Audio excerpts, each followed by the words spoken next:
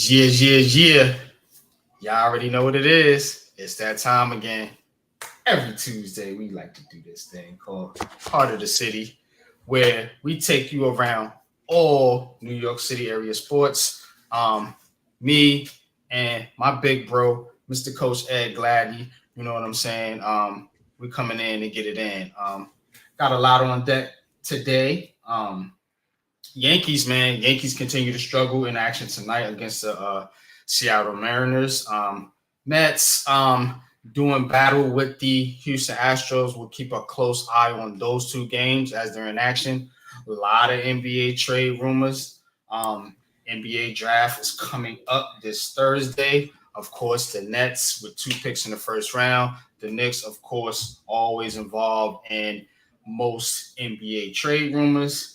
And of course, we got the Giants, the Saquon Barkley back and forth drama. But more importantly, want to take a look at the preseason, some of the training camp battles and some of the different things that might be going on. Also, some free agent news, you know what I'm saying, as far as some of the big name free agents that are out there left in the NFL. But before I get started, like I always like to do, what's good, Coach? What's good, big bro? How you feeling, man? What's up to the chat too, man? Y'all, what's going on? Yeah, I'm good, man. Things going good. Got my grandbaby with me, so anytime I got her, all right. it's a good thing. It's a good thing. So she's gonna be with me for a minute. That's what's up. How are you, man? For sure, man. I'm good, man.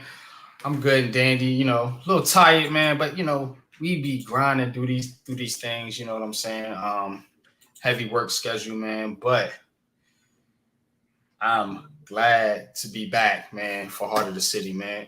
By the way, man, how was your Father's Day, Coach, man? How did things go, man? Quiet, real quiet. The way I like. Anyone knows me, I like it quiet. Nothing special. Just everybody go do your thing, and a friend came by. She was like, bugged me. She cooked me dinner, and she left. I was just like, all right, cool.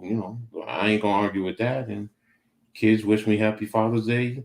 Talk to my pops, my brothers. That's it. That's all I could ask for, and that's perfect. No How doubt, about you? How was man. yours? How was yours?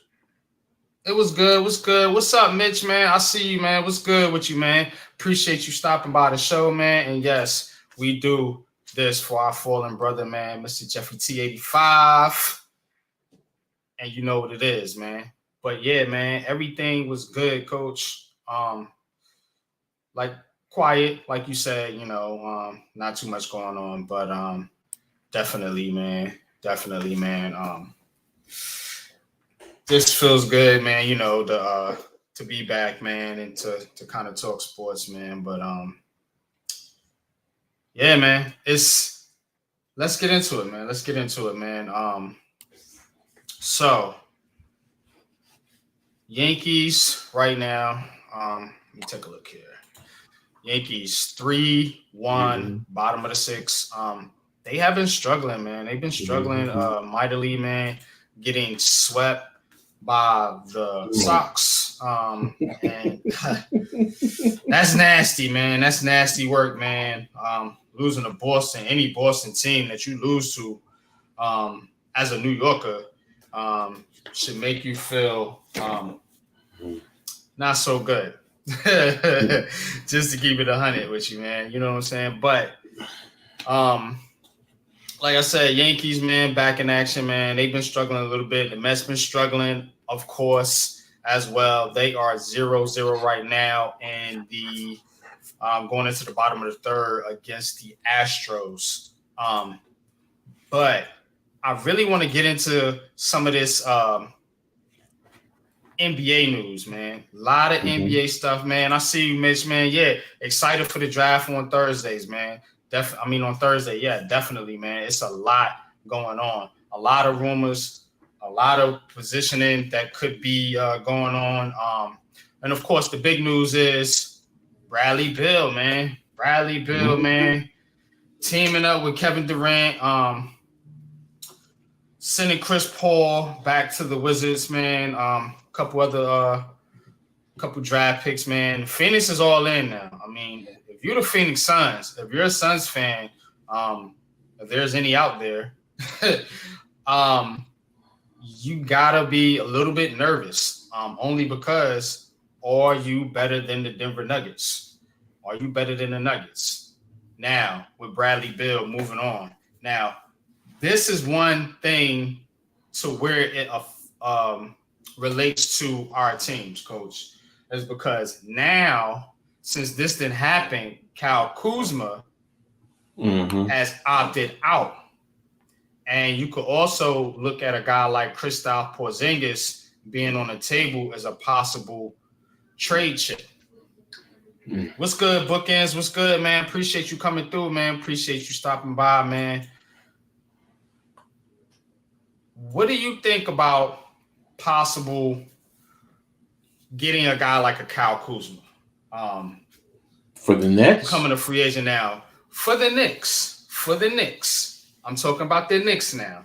Because remember, the Knicks are interested in Kuzma, interested in Zach LaVine. I'm hearing rumors about Zach LaVine. Now, of course, the Knicks could also be targeting a guy like Zion Williamson. There's rumors about that.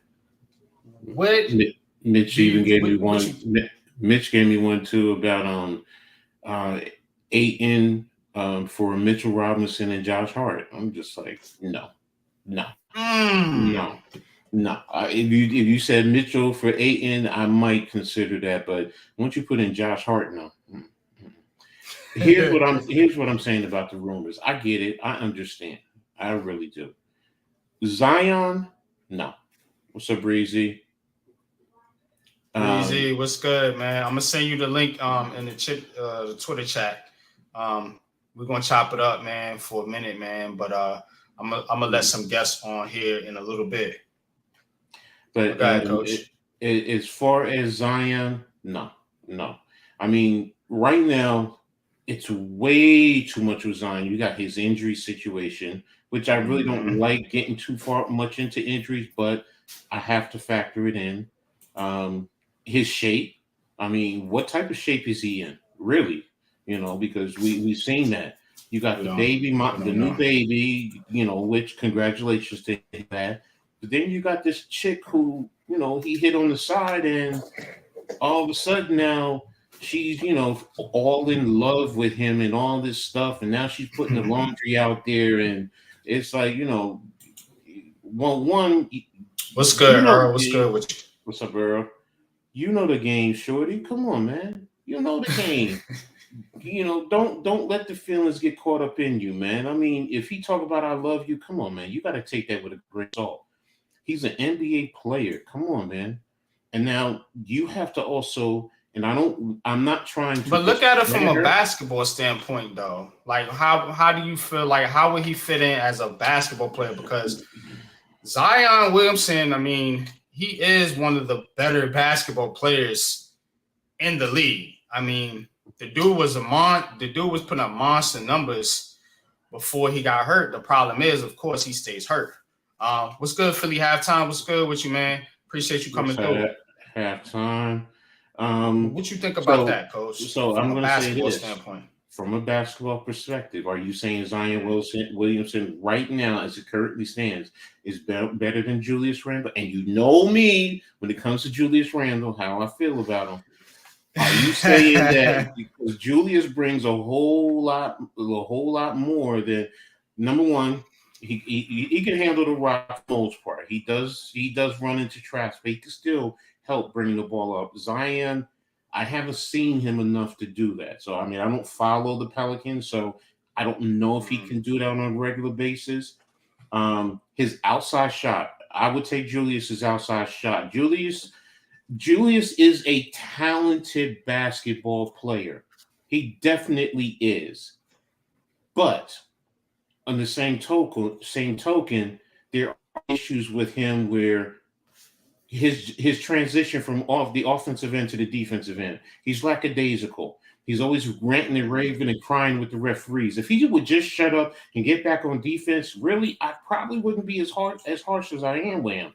Zion, like I said, his, and I understand being a big guy in basketball. I mean, come on, man. you go from the offensive end to the defensive end real quick. And if I'm already bitching about Randall in that he's going to always be coming up last. Now, if it's the fast break and he's the trail, different story. But I mean, dude, it just okay. Zion Williamson shot 36% from three last year. How many games did he play? He only played 29 games, but exactly. I'm giving you his numbers when available. This is what we're talking about. This is hypothetical, of course. But you said last year. That's why I said that. If you're talking about his whole NBA career, then that's a different story. Go ahead. Well, remember the guy is young. How old is Zion? 20. Same thing as what you 22. He's like RJ. Man. Remember, he's with RJ. They played together at Duke 1 year. Right. Right. So I knew he was 22. It was just that, for that time frame. But look, go from that's another thing. What if you compare him with RJ Barrett? Would that enhance RJ Barrett's game? Replace him with Randall. You think it makes RJ Barrett a better player? I don't know. Because right now, Zion hasn't shown me enough in the NBA. That's the issue. We're talking. What's the biggest thing we talk about? His injury history. Injury history. So Philly says it, man. Zion cannot stay healthy. I agree. Yeah, and that's so. If you're going to give up, if you're going to give up Julius Randle, I mean, now Julius he just did a little interview, and there's some. There's one thing that really piqued my interest in the whole interview because he said that he just basically is now getting into watching film. Prior to that, like when he first got to Phoenix, he wasn't. But once the COVID season came into play and he couldn't play, that's when he really started diving into watching film. Now, he still makes some of those bonehead plays, from time to time, but if he's starting to get into watching the film, if it can help enhance his game, I don't worry about injuries per se with Randall for the most part. I worry about his lack of physical approach and, the thumbs down, which he admitted. He's like, wrong move. He'll never do that again. But the bottom line is right now, I have to take, as much as I don't want to say it, and I love Zion. I love him coming I know you don't want to say it. Yeah. But I have to take him. I have to take him over Zion right now because the injury situation, the weight issue, and the problem with this. What's good, No Mets? What's good, man? Appreciate you coming through, brother. What's up, No Mets? And let's be real, okay? Because if you brought him to New York, that drama comes along with him, and it's going to be magnified even more. So, does that create a problem in the That's anybody, though. That's anybody usually. But this chick, let's put it like this: this chick would intensify. You can't let his shorty really. That's not his shorty, but the thing is, she's causing. I don't get into it. You know what I'm saying? I'm just saying if that is. No, it's not. He took a picture with his baby mama, so it's just that she said that the baby mama's lying. It's not his. All this stuff, man. That's what I'm saying, and everyone is saying, "Yo, she's just trying to, create drama and ride on his coattails per se." She's a former porn star. I'm no disrespect to any porn stars. I'm not trying to discredit. That's how you make your money. That's how you make your money. But I'm also factoring that into the equation. Do you want to bring that to New York, to the New York Knicks? As dysfunctional as we are, do you want to bring that to the Knicks? Oh, here we go. I think you got to entertain it, to be honest with you. I really do, Coach. I think you got to entertain it. And the reason I think you got to entertain it is because you know that Julius Randle ain't gonna get you there. You know that. You know that Zion Williamson has way more potential. He's younger, so even though he has dealt with injuries, there's still a larger window to where he can grow, and hopefully overcome that. Now, there's questions about his work ethic and is he into basketball like that? I think that's BS, man. I think dude needs to get himself in shape, and really get with a good trainer, man, and a good training program, man, and get his body right. But I mean, hey, what would it cost? What would it cost? So if we're looking at some, let me pull up Twitter here in a minute. If we're looking at some potential multiple firsts, Fournier Toppin, or you could send out Randall, Sims, and maybe Fournier for and some firsts for Zion. So I mean, really, you kind of swapping Randall for Zion in a sense, and you adding first round picks because of you're getting a younger player, a player with more potential. So, damn, did we lose Coach? Hold up.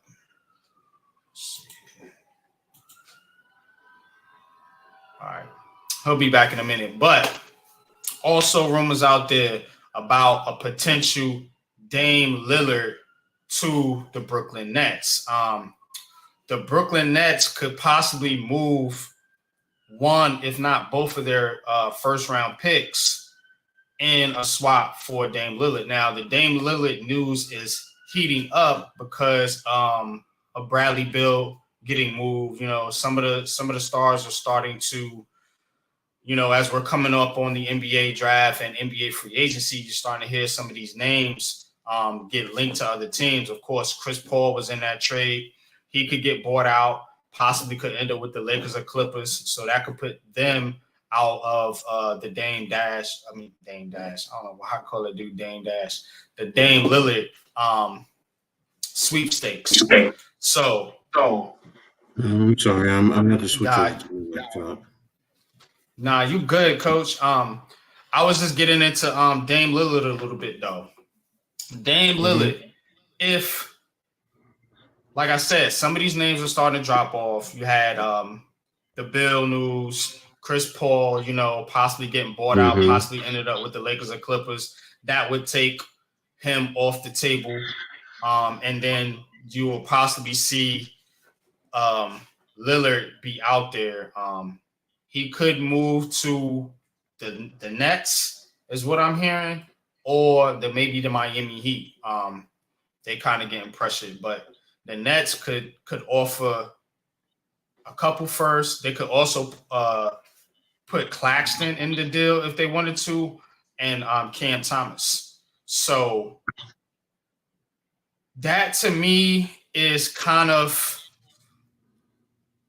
something that a guy like Sean Marks would do because he is technically on the hot seat. He needs to put a winner out there. He needs to make a move to kind of cement his job. What's good, Levance? What's good? I see you. What's good, Almighty? Almighty says if I'm Portland, just trade Dame. Yeah.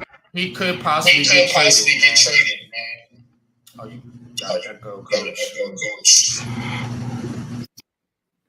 All right, it's oh my gosh. Here, all right. Let me just see. What's good? What's good, man? Appreciate you coming through, man. Bias Radio.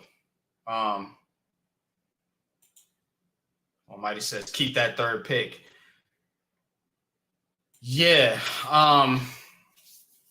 Dame Lillard could possibly end up with the Heat, but Dame Lillard could also stay in Portland. Now, if he stays in Portland, they could go after Zion Williamson. You know what I'm saying? To possibly pair with Lillard. But all signs, it kind of feels like Dame could be moving on.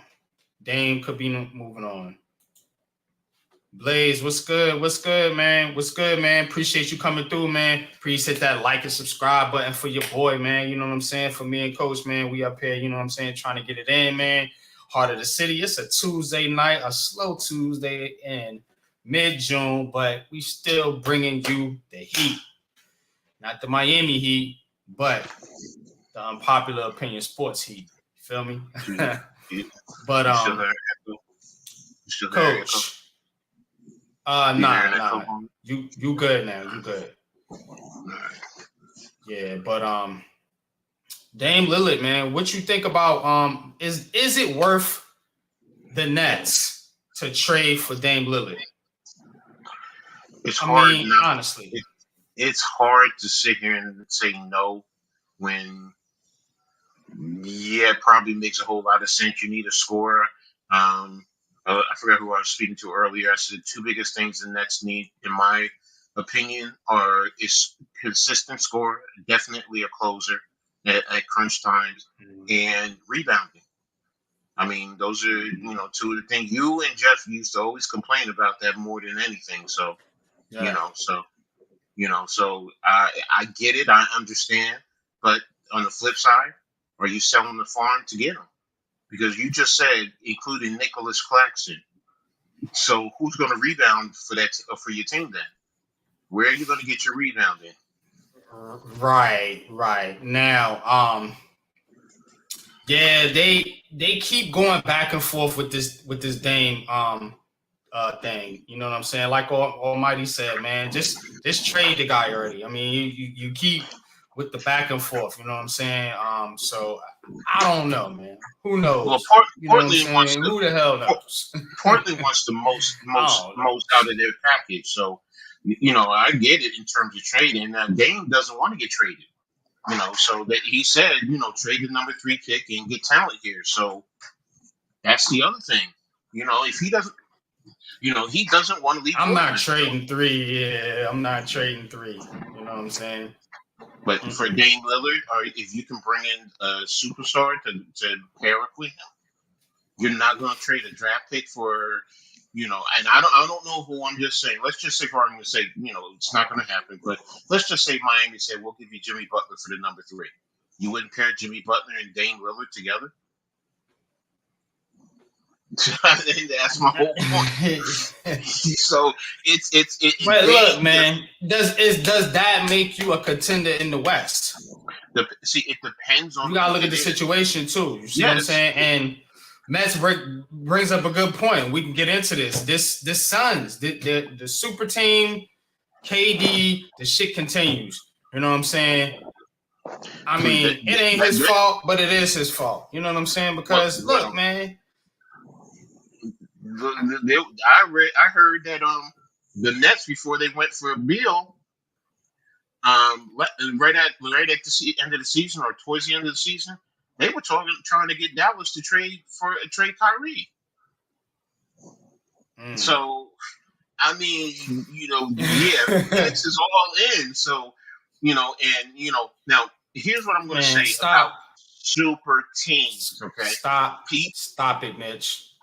Fucking stop it. Ignore that. Here's the thing about super teams, right? We kill the players. Wait a minute. We kill players about creating super teams. But here's a team that's creating a super team, and nobody is ripping them apart. See, the hypocrisy of it is, if players do it, it's a problem. But when teams do it, it's not a problem. That's the BS that bothers me the most. Appreciate you, Blaze. Appreciate you, man. Thank you. What's good, Rafi? What's good, man? You snuck in the chat, man. What's good, man? I'm going to let people on here in about another 5 minutes or so. You know what I'm saying? Just want to chop it up, me and Coach, for a minute. And then we're going to have guests on as y'all can come in and kind of chime in on some of the topics that we chopping it up about. But go ahead, Coach. No, that's all that bothers me about the term super teams. I've always said super teams have been in effect for decades. Sorry, I've always seen that. Look at the Lakers back in the 80s and the 90s. You had Magic, Kareem, and Worthy. That was a super team. You think the Bulls was a super team? Which one? The Chicago Bulls. No. Jordan, Pippen. And you see, it was 2 facets. Who was the third one? If you're going to go, is it Kukoc? Because if it's Kukoc, you had the Horace Grant, Chicago Bulls, and Luke Longley and all them. That I don't consider because Rodman. You know what I'm saying? They see that's the thing. That's why I said if Kukoc, yes. Rodman, yes. Those were super teams, and that's my whole point. You want to talk about the Celtics with Bird, McHale, and Robert Parrish, technically, or Dennis Johnson. You know, because Dennis Johnson in his heyday, he was a baller. So that's why, to me, when the thing is, people give the teams a pass for creating super teams, but not the players. Why is that? Why is it that players can't talk about meeting up and playing together and doing whatever they got to do to get together? But teams, when they do it and create it, it's not a problem. If you're gonna kill super teams across the board, or you're gonna rock with it one way or another. But you can't just have it. Oh, the teams are all right doing. I think it's the way the super teams are created. How? And because basically you got teams like the Warriors, like the Nuggets, that's doing it more or less in the draft, and then you got the Phoenix Suns that's trying to buy a championship. That's why I think that. But bro, it's always not been necessarily. Like that. I look, when you say buy it, think about what I just said. I just said about the Boston Celtics. The Boston Celtics traded for Kevin McHale and Robert Parrish. Isn't that buying it? The Lakers traded for Kareem. Isn't that buying it? I just said the issue that I see everyone has is when the players get together and talk about getting together, but the teams don't do it. Teams sit down and talk about all this stuff off season. They do it all the time, but they don't do it in the public spectrum. So when we get the news, it's like, oh, whatever. But they're doing it for months. That's why I say if you're gonna be against super teams, then do it across the board.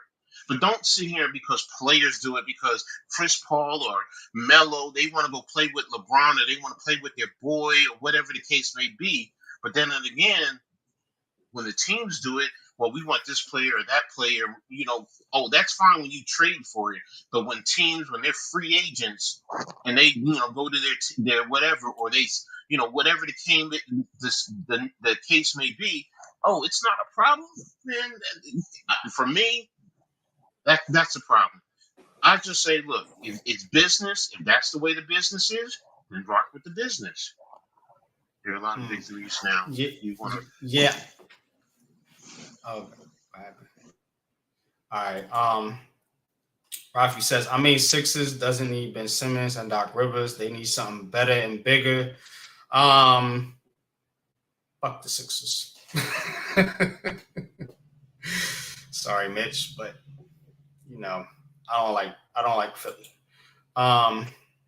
Yeah, Rodman, man. Right. But see what I'm saying? Like, all right, so now getting into that, the modern day Rodman, as some people like to call him, Draymond Green. Now, Draymond Green also opted out, and he's been rumored to team up with LeBron James. And see what I'm saying? So LeBron James and all these cats, Kevin Durant, and all these guys, man, they all, are part of this culture where, the league is being ran by the players. But see, that's the whole point. Technically, it's hard because technically, the owners own the team, yes, and they're the bosses. But the players technically do run the league. They're the product. So they're the ones that people pay to go see. They don't pay to go see the owner. They don't go pay to go see Pat Riley being an executive. They pay to go see. So if the players team up together, okay, that's the rules of the game. That's how it is. If that's the case, then get rid of free agency. When you get drafted, that's it. No trades, no nothing. That's it. That's your team. But how? Okay, but check it. Let me put it this way for you. How would you feel as a fan? You're a Knicks fan, I'm a Nets fan. How would you feel as a fan to see your team year after year after year? You can't hit on the draft, and you can't get the big name free agents because they're all conspiring to go to other teams. So it's like the lottery doesn't help some of these teams because they get a superstar and then they lose that superstar within 5 or 6 years, and because they want to go to another team. Like we're talking about Zion right now, and so on and so forth. Bradley Beal just got traded. So here's the thing, okay? Because you said they don't want to come. You don't hit on the. What's good, sis? These teams need to get away from creating super teams and focus on recruiting long-term talent that can be developed, because along with super teams come super egos that eventually clash, and they will end up with a bench that not used to playing together cohesively because they ride the bench because the super teams get all the players. You see what I'm saying? But what did she say in the beginning? She said the teams. She didn't say players. Mm-hmm. She said the team, so that the players, management, right. Ownership is all. That's why I just said either you get rid of the super teams altogether, the theory of it, and develop and develop your players, or it's the way the business. Now you ask me as a Knicks fan. Okay, first of all, yeah, nobody wants to come here because of the dysfunction. Hit it. That's the business. We don't hit. That's bad management. That's bad culture. Okay, take a team like the Charlotte Hornets. Or take the Pelicans, you know what I'm saying? The New Orleans Pelicans they did all this. They got Zion Williamson. They were able to swing a trade for Ingram and all this. And now their superstar, who is Zion, can't stay healthy. And now what? What if he wants out? Or if he gets traded? Don't know. See what I'm saying? First of all, if he gets traded, that's the business. If he gets traded, that's the team deciding to do that. That's nobody's fault. That's just business. So that's why I said either you're saying completely. But how do the fans feel about that though? How do the fans feel about, you know what I'm saying? Basically like what we went through with Kevin Durant. We spent all that money to sign this guy, and then he forced his way off the team pretty much because he put the Nets, him and Kyrie, in a no-win situation. That's the stuff that we're talking about. You're blaming Kevin Durant. It started before that. It started with Harden, man. Oh yeah, I know. LeBron, all these guys have been doing the same thing. Exactly, but see, everyone's blaming Kevin Durant because he's the superstar in the league. My point being is, they all agreed to get together. Harden wanted out of there because of Kyrie. That's the problem. So, okay, either you guys come together and because I agree right, with what sis. That's why it's important to develop, and this is what I'm talking about in the draft. This is what I'm saying. But if you develop your players in the draft and they force their way off the team because they can do that. How do you? But see, you're saying you want to keep players and don't allow them to move and probably capitalize financially. Because now, if you just keep them, that's what you said. That's what it sounds like. I'm saying you sign a contract. You sign a contract, coach. You sign a contract. If you're a free agent, dude, you can go play with whatever. Kevin Durant signed a contract with the Brooklyn Nets and said, "I don't want to play for you guys no more because I don't like the flip it around. That's what I'm talking about. Those guys." Okay, wait a minute. See, that's my point. That's the problem I have. You're blaming the players, and I keep going back to the team. I keep going back. You just said the player forces his way out. What if the team just, I don't want you anymore, and they want to trade you? You agree to a contract. It goes both ways. That's true. I give you that. It does go both ways. So it does go both ways. They can't just trade. But that's what the CBA and the negotiation with the NBA Players Association. But I go back to what I just said. So then, but it sounds like you're saying then is you don't want any free agency, you don't want any trades, because that's the business. That's the business, bro. This is the problem. Well, I don't want to say problem, but this is the cause and effect of it. Because you're going to have the good moments with trades and free agency, but this is the problem. And I get fans' frustrations with it. I really do. I get it. Yeah, I'm a fan, but guess what? I'm a fan of the team. I'm not a fan. Do I have favorite players sometimes? Yes. But if this dude wants to leave my team, deuces. Bye. I'd rather get down in the bottom So of the draft. is LeBron no mess? Is LeBron the GM of the team though? It's not LeBron's job to negotiate trades and who he wants on and off the team, is it? But see, that's what teams do. Also, they go to their top players, and So they, yeah, when they, the they GMs vote do them. it, it's the GM's job to improve the team. And that's the thing. So, yes, you go to your top players and you say, look, I'm looking at making a trade and blah, blah, blah, blah, blah, this player, that player, what's your thoughts? It's still the GM's job, just like you're saying, to make the trade. Now, they're afraid that sometimes they're going to piss off their superstar, whatever the case may be. But in the end, there's some And there's times where the superstar pisses off the GM. So yeah, I get that. Guess what? Guess what? Think about a Pat Riley. You think Pat Riley cares about what LeBron thinks or says?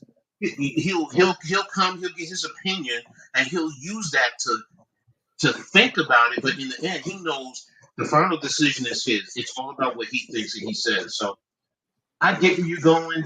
As a fan, it don't bother me if players go. It really doesn't, man. It really doesn't. If you want to go, I'd rather go. Bye. Leave. Leave. I don't want you here if you don't want to be here. Yeah, man. Good stuff though, man. Good stuff, man. Yeah, man.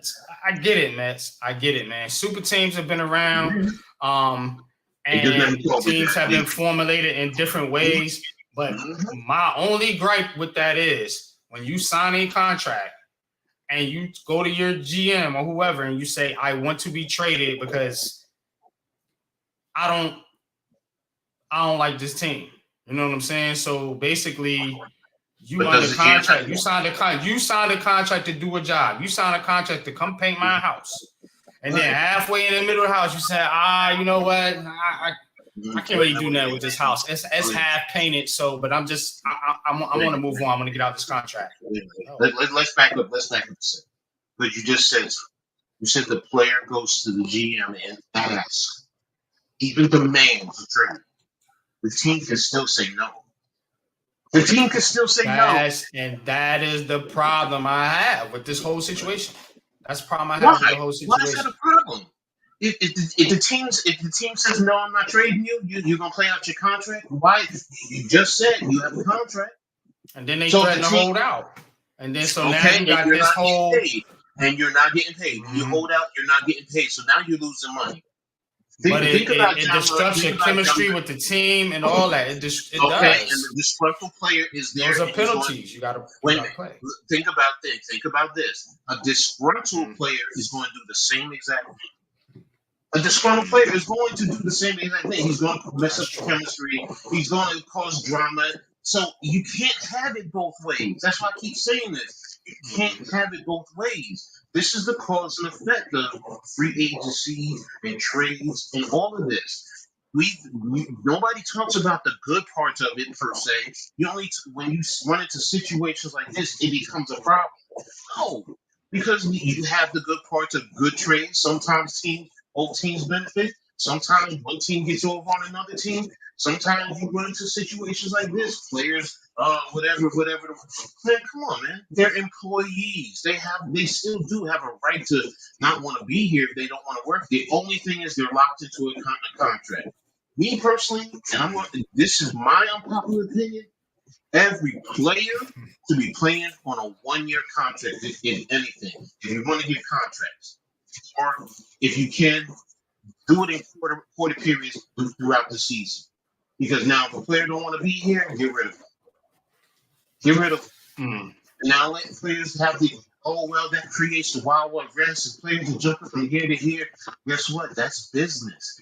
This is a business. If you go to your job, you have the right to pick up and leave unless you sign the contract. And usually your contract is not 3 years, 5 years, it's 1 year. And then you could pack up and leave and go find another job somewhere else. And nobody can stop you. They're still employees. But no, because they're entertaining us as fans, and we buy their jerseys and their sneakers, and we get so invested in them in that regard. Look, we're going to buy a jersey, but understand, this player could be gone tomorrow. So, you know what? I have Carmelo's jersey from when he was in Denver. I have a LeBron jersey when he was in Cleveland. I like those two players.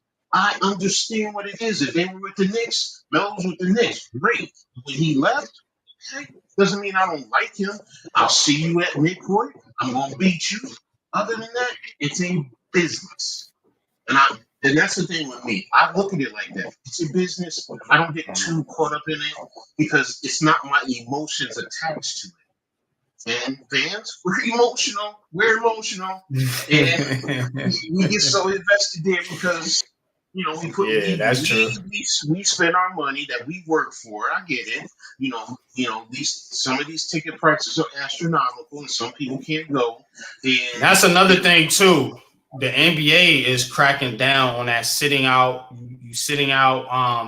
games because now there's you got to hit a certain number of games. I think it's like 60 plus games. Yeah, we talked about that last time. Yeah. So that kind of stuff. That kind of stuff does jip the fans. It robs the fans of. I remember going to a Nets game, and they actually played Milwaukee, and I wanted to see Giannis play. You know what I'm saying? And that game, he just happened to sit out, and I was like, "What?" That kind of sucks. You know what I'm saying? So, but you pay your tickets, you pay your money, and you kind of saying, "All right, well, if they play, they play. If they don't, they don't." You know what I'm saying? Yes, exactly. Yeah. So. It kind of sucks on both fronts, man. But I could understand it, man. But I understand where you're coming from, where the other fans are coming from. Don't think I don't. I don't invest myself to that magnitude because guess what? You're gonna get hurt. It's gonna hurt somewhere along the line. It just really is. It's like I don't want to say it's a relationship, but you get what I'm saying. And when you invest like that emotionally. Set yourself up to get hurt. And that's true. Right. All right, but I see you got the link in the chat, so I know the link is in the chat. Anybody wants to come on and kick it with me and Coach, man? We going around the city. We got Knicks, Nets on deck. We got Yankees on deck. The Yankees getting a dub tonight, 3-1. Finally, they're able to pull a game out here after getting embarrassed by the Boston Red Sox. The Yankees, man,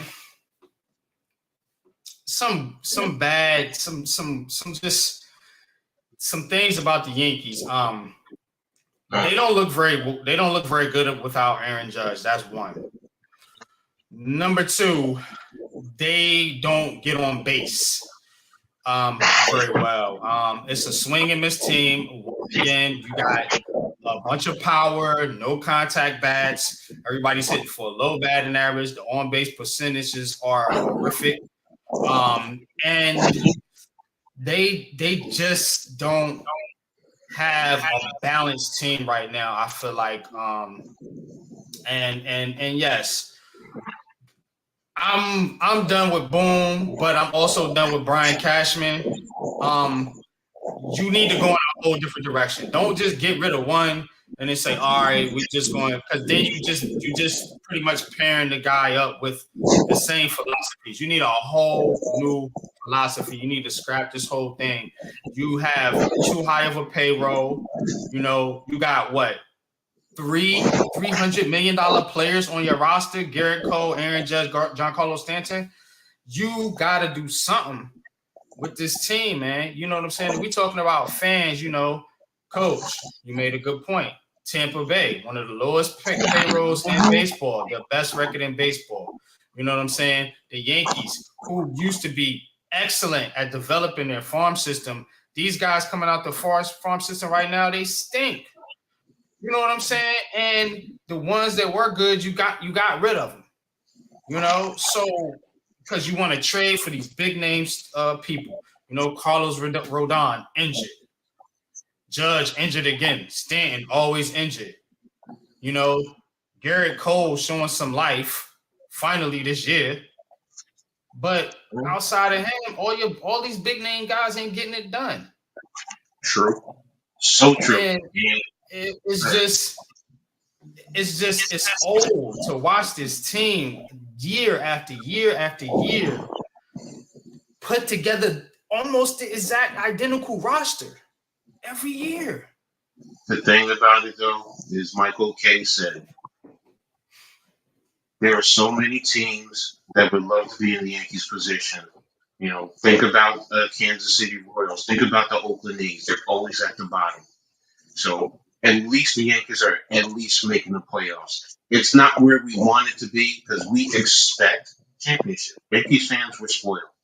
I'm gonna be really honest. That's what it boils down to. We're spoiled. And George Steinbrenner. if they don't make the playoffs, Yeah, since the last championship, we've always made the playoffs at least. We always made the playoffs. It's just that right now the play is bad. You got to fight with Baltimore, Tampa, Texas Toronto. Rangers, Toronto, Houston, Boston now got your number, Seattle. Mm-hmm. Ain't no guarantee this team gonna make the playoffs. I'm not disagreeing with that. What I'm saying is, as Yankee fans, we've always been spoiled because we've always made the playoffs. What did George Steinbrenner say? If you're not winning championships, it's a losing season. In reality, if you make the chip, even if you lose it, if you go down 4-3, it hurts, but it's still technically a good season once it's all said and done. But we as Yankee fans, we don't see it.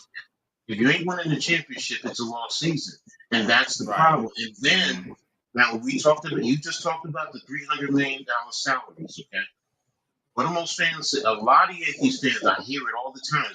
We're the Yankees. Steinbrenner needs to take off the and just go pay. So then, in one regard, we want to buy the players to go win a championship, but then now it's a problem when you do have three players. Now they're injured. I give you that. But Steinbrenner don't want to pay the money that like his father used to pay. I agree, Max. Joe Girardi was, he was better than Aaron Boone. The thing about with Girardi, but they ain't want Girardi. Exactly, Girardi is not analytics. What have I always said? Cashman is strictly analytics, and that's all he wants. And I keep saying the same thing about analytics. Analytics are good to a certain point. But if you just say, well, this is what the analytics say, so if you have that, doesn't the other team have that? So if you both have the same thing, so you both know what's happening. Sometimes you have to go by what the feel of the game is. It's like me in football. When I have a game plan, you know how many times I've ripped up my game plan because I got a different feel and I see something that's going on, and you have a playbook. So, yes, you may not have practiced it fully that week, but you still have at one point in time, you still worked on it, and there's certain aspects of it that still is included in the game plan. So the playbook should be the guideline, like you said, Coach. Yes. It shouldn't be the rule. Like, you got to do this. It should be a guide. And that's what they're saying about analytics. This is the end all be on. This is what it is. 3-2. This is what this picture is going to. Oh, you know what? If they know that, guess what? I'm going to flip you. I'm going to switch up on you. That if you're strictly analytics, so if you expect a fastball high and away against a right-handed hitter, okay. So now I'm going to throw it low and in. Let me see what you do. How do you handle that? If you get on base, okay, fine. Now I know. But at least you bump the analytics. Yankees strictly want to be analytics. You want to build your roster based off of analytics. Who's hot at that point in time? I get sometimes the matchup. Sometimes you don't know how many times they did that. It gotta be swinging the bat, bad pause, man. But and they just take them out the lineup. I'm like, exactly. It's like, well, wait a minute. This guy has been hit, and he's gotten. He's gotten. I don't know, Mets. What you think, Coach? He says, who was the last big name pitcher was traded to the team and actually had a huge impact? He said, well, not traded but signed to the Yankees. Is it CC? Yeah, I would say so. Yeah, and that's back he came over from I think he came from the A's. Yep, and that's the last time we won. Wait a minute, was it the A's or was it Milwaukee that he came? No, I think it was the A's. He came over from not the A's, the Angels. The Angels. Yeah. No. So No, yeah. No, So I don't. Who did he play for? He was a Yankee though. That's no, I don't even care his team, but he played for. no, But I know he was signed it as was a free Cleveland, agent. Milwaukee. I think it was L. No, it was Cleveland, wasn't it? Was it Did he play Cleveland? for No, Cleveland? no, I think it was Cleveland. Let me look it up. Hold on. Let me double check. Astros CC. 3, Mets 0. Man, come on, Mets. Hey man, kind of need y'all to beat the Astros too, Mets. I can hear Jeff right now going off. Man, for real, man. Get your Mets, Jeff. Get your Mets, man. You know what I'm saying? Get this squad, man. Justin Verlander gave up 3 goodies already to his former team. Mm-hmm. All right, CC was Cleveland, Milwaukee Brewers, and Yankees. Okay, so he didn't play for. I knew he played for Cleveland at some No, I point. knew it was Cleveland and Milwaukee. I always thought, oh no, he's from California. That's what it is. He's from I Cali. keep he's from California. I mixed that up. Sorry. Nah. It showed the baseball, basketball. Oh, he played football. Damn, okay. See? I didn't know that he played football. I always thought he was just strictly baseball. Mm-hmm. All right, but yeah, I mean, the panel is open, y'all. If y'all anybody want to come up, I'm gonna pop the link in the chat one more time. But we're gonna keep it going. We're going around the city. So, Coach, what do you feel is the problem with the Mets? Because I've heard certain Mets fans say it's the manager. The Mets, they kind of like the Yankees in a sense. They can't hit. But it sounds like they can't hit. And their pitching has been very underwhelming. Scherzer has not been good. Verlander, he's getting beat up right now by his former team.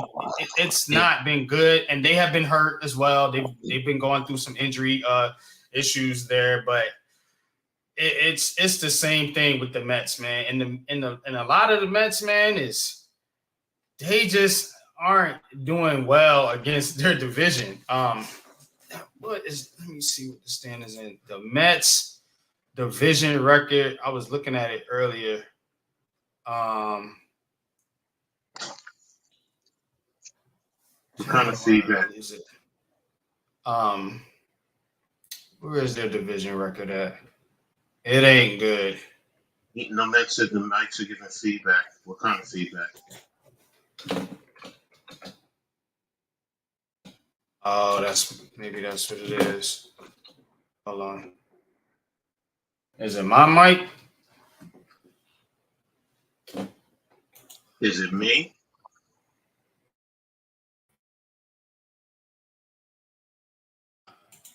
It may be a little feedback coming from your mic. You may have to turn down the volume on your headset or your computer, because my mic used to do that when I was on my laptop. Yeah, CC had his ups and downs, but overall he was solid. He helped us win the championship. So, yeah, he says static and muffled.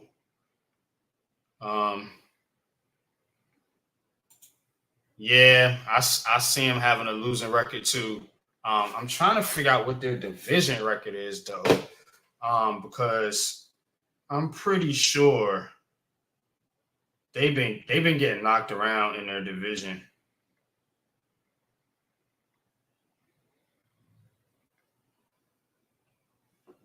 Oh, I had this up here. Sorry, I'm not a Mets fan, so I don't normally keep up with the Mets and the stats, but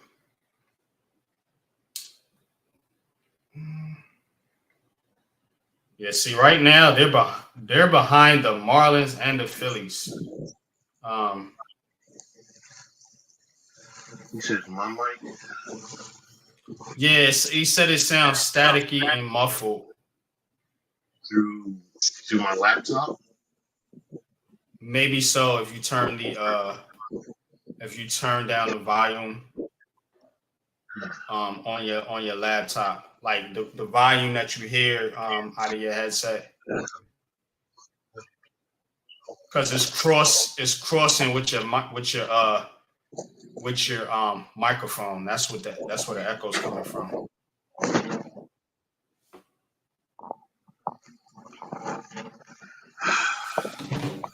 But yeah, the Mets right now. Okay, so the Mets top of the seventh, 3-0, losing to Houston. Now you expect Houston, a good team, a championship team, but still, the Mets have been struggling against the Marlins. They can't beat the Braves. So I mean, in the Phillies, they got your number two. You sign all these big name pitchers. And basically it's been the same old Mets. I'm sorry to say it's been the same old Mets. And for one, I don't know if it's the manager because they changed managers, they've changed owners, they've changed GMs. So I mean, who is it? You changed managers, and this is just recently in the last 3 years, 4 years. You changed managers, GMs, and owner. Now you got Steve Cohen. All this bread he got. What is it adding up to? The Mets can't be the Yankees. The Mets need to build through their farm system like they was doing when they was going to the World Series and continue to build that way. The Mets ain't never going to be a team that's going to bring in, I feel like, free agents and get it done that way. They need to build through their farm system. I know if Jeffy was here, he could tell me some of the prospects they got in their farm system, but I think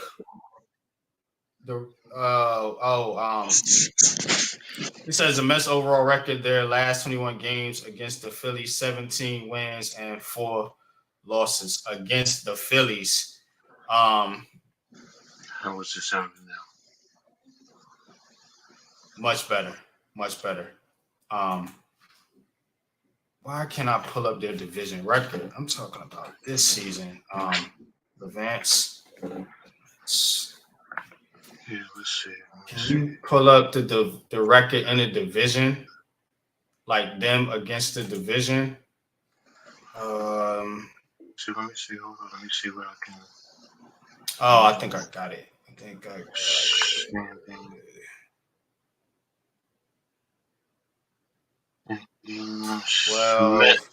12 and 11 versus the East right now.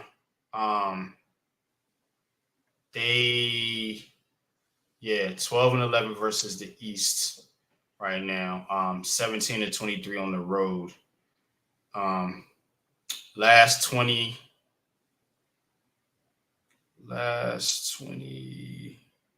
17 and 13.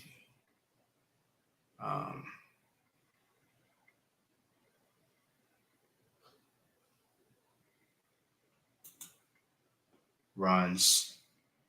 Yeah, it's pretty much the runs.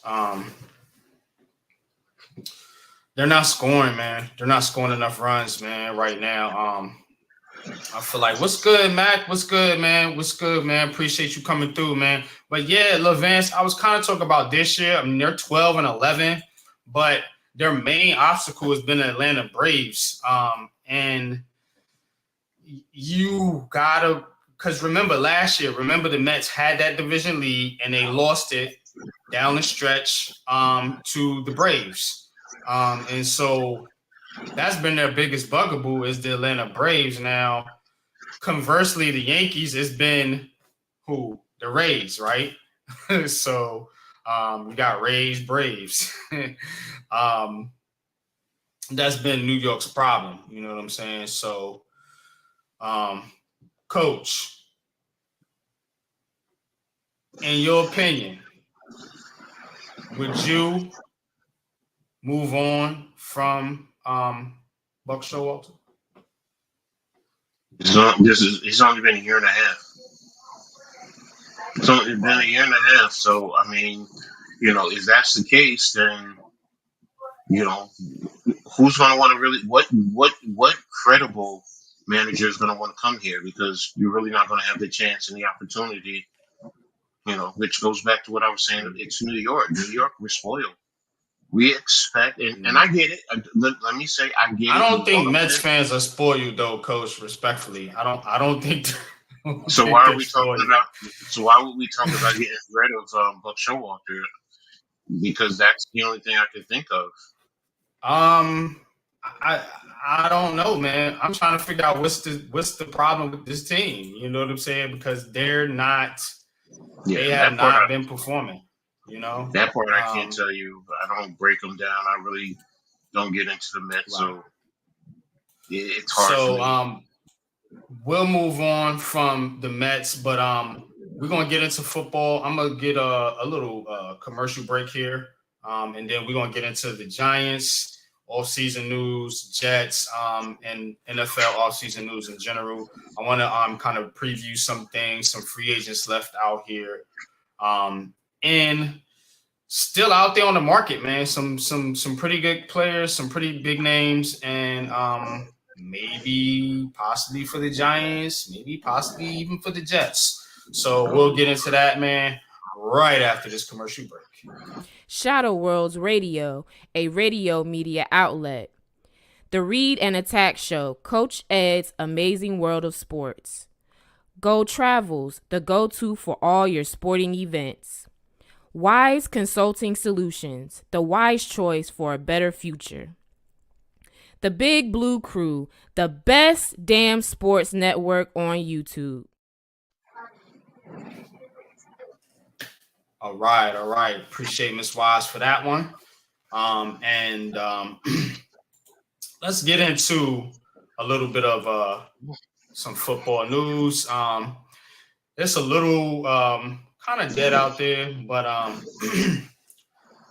there's some names out there still left, and we're gonna talk about some names here in just a second.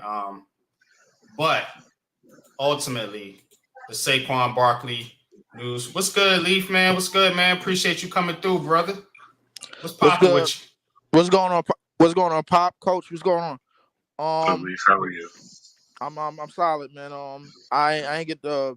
I had just got in, just got my phone back on, whatever, man. Had to do the little roundabout. What I jumped into, man. What's the word? What's good, man? We was getting ready to talk some football, but since you are a basketball guy, I did open the panel up, so we can go back and forth with that here with you for a minute. Earlier, what we was talking about was first of all, Bradley Beal being traded. There's rumors about Chris Paul moving on possibly to the Lakers or Clippers.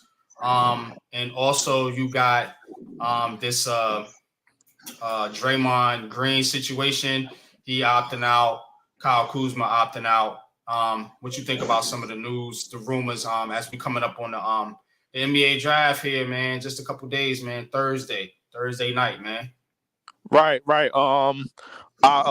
Just a note real quick. I'm gonna do a little draft stream on my channel or whatever. Okay. Draft. I was thinking about doing that because had a lot of different everybody was kind of into the draft. I'm getting more into the draft as the days go along. I was looking at the mock draft. I'm everybody know I'm on the Brooklyn side of things, so I'm on the Nets. So we was looking at James Najee from Nigeria and guy by the name Jawan Howard's son. His name is Jet from Michigan. He was a good shooter, not too really good on defense, but he was a good spot up shooter. But obviously I wanted to go heavy on like guys that could facilitate and push the tempo because I feel like that's what we need over the net side. But as far as the trade, the Bradley Beal trade, I think it's a good start, and I don't think the Suns are done. I think the Suns really, to me, they got two moves now because the first move, the first option that they got left is do they stick with Ayton? Because we all know Frank Vogel is he values the big man. But if you look at his history with Roy Hibbert in Indiana and the bigs that he had over in let me shout out my chat real quick, man, before you get into it. Tudo, what's good, man? Master Salutes and Respect NYG, Coach 22, Ed, Levance, No Mets, Big Boss Smack, Miss Wise, all diehard Giants fans in the building. Mac, I see you, Mac. Bookends, what's good? Says people need to stop the hype crap. Dude only has like 3-4 canceled vets. I'm sure David was going to try to get a look at other guys because all he needs is to figure out who he's cutting. Agree, man. Kid's young. He's gonna be amazing, man. We gonna get into these Giants here in just a second. I'm being respectful to my guest, my man Leaf, coming through because I really did want to dive into this NBA because football news is kind of slow. But go ahead, man. Continue your Sheldon, I see. What's good, man? Good evening, man. Appreciate you, man. What's good, man? What's up, Tudo? going on, Sheldon. The Vance said he had what? Some bacon and eggs, man. What you had? What did he say earlier? Bacon, eggs, whatever. Eating good, yo. Yeah. I stay away from bacon, bro. Turkey bacon. Yeah. I don't even eat that. I'm kind of like mid on it. I eat it like seldomly. But to get back on the trade, the situation with the Bradley Beal trade.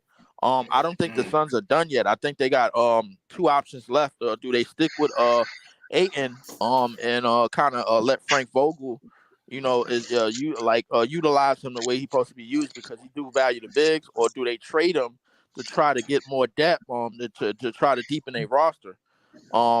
Me personally, who you gonna get rid of? Who you gonna trade him for though? I know Coach was saying there was some rumors Ayton to the Knicks. Yeah, the thing is, here's the thing. The Miles Turner deal was on the table for like the last year or two. Going back to last year when they had that debacle against Dallas, when they was down 40 against Dallas and they lost that game 7 against Dallas. But the thing is, they paid him. Everything is kind of like rewired with a new ownership out there because the new owner basically he came in. He was just basically, like throwing money around. He was just like, all right, man, the hell with this new CBA, man. Listen, we're going to get what we're going to get, and we're going to pay this tax anyway. But I think it seemed like Phoenix is going to be like the first, the crash dummy for the new CBA, in my personal opinion, because they going for the gusto. You know what I'm saying? Like, they basically going for it all. You know what I'm saying? Like, with Bradley Beal. The new rules and all that concerning with the, you know what I'm saying, being over the threshold or whatever. Right. Yeah, it's gonna really hurt them in the long run. Yeah. It is gonna hurt them in the long run, but I don't think the new owner is really worried about that. I think I think Katie and Devin Booker definitely is gonna they gonna have to give the thumbs up or approval for this. And I think they did for the Bradley Beal trade. As far as how it fits, I think it's gonna fit perfectly. And so offensively, it's self-explanatory because if you watch any Bradley Beal basketball, all right, Tudo, appreciate you, man. Hope you had a good Father's Day weekend, man. All you fellas, man. I hope y'all all had a good weekend, man. Sunday, man. But go ahead. But the thing with Bradley Beal is Bradley Beal. He's not one of those dudes that's afraid to sacrifice. He sacrificed this past year with Washington, with Porzingis and Kuzma coming in. They was both averaging 20 and 8 each. You know what I'm saying? So like my thing is Bradley Beal is not too comfortable. He also played well with John Wall too. With John Wall, also played well with Westbrook. With Westbrook, my bad. Westbrook, I obviously like Westbrook, but he definitely played well with Westbrook. So offensively, those teams were like firepowered up. They was offensively very, very good teams in Washington. They just didn't play no defense, and that's probably gonna be the the big question mark going on Phoenix with Kevin Durant aging as much as he aging. Devin Booker is going to have to be the aggressor. He's going to have to be the go-to aggressor in this big three, and Bradley Beal is probably going to have to sacrifice not as much as Kevin Durant, but just maybe like around the same amount. You know what I'm saying? So Devin Booker. What you think that means for a guy like Dame Lillard? Because now you're seeing Bill off the table. Chris Paul, he could be going to the Lakers or Clippers. Who knows? A lot of teams said they wasn't in on Dame. I'm hearing Miami. I'm hearing Brooklyn possibly still. What you think about Dame? Where you think Dame ends up in the long run, man? Think he stays with Portland? There's only one team I think Dame's ending up. The Portland Trailblazers. The thing is this. We gotta Dame understands that the grass is not that green on the other side, so he's not in a hurry to get traded. And Portland is really not even in a hurry to really trade him, because the thing is they're fine with selling tickets. They're fine with selling Dame as a ticket sell guy. Yo, come to see Dame. Come to they're fine with that. They've been fine with that for years. Whether the team is gonna grow or not gonna grow. Anthony Simons has been on the trading block. They said they under no circumstances that they trading Shaden Sharp. But as far as the Dame sweepstakes or whatever I guess the media want to try to bring it up to call it, the thing is like, to me there is no Dame sweepstakes. We looking at $56 million this year and $62 million the year after that. Who paying that other than Portland? Damn. We're talking about $62 million in a year. I don't even think LeBron made that. Like, are y'all serious, man? Like, yo, listen, I'll tell you right now, listen, the Nets is known for going for some Barry Bonds shit. We known for doing that. Listen, we known for try to hit something out the park. Hey, man, listen, if we even attempt at this, I swear, listen, this is going to set us back another 5 years.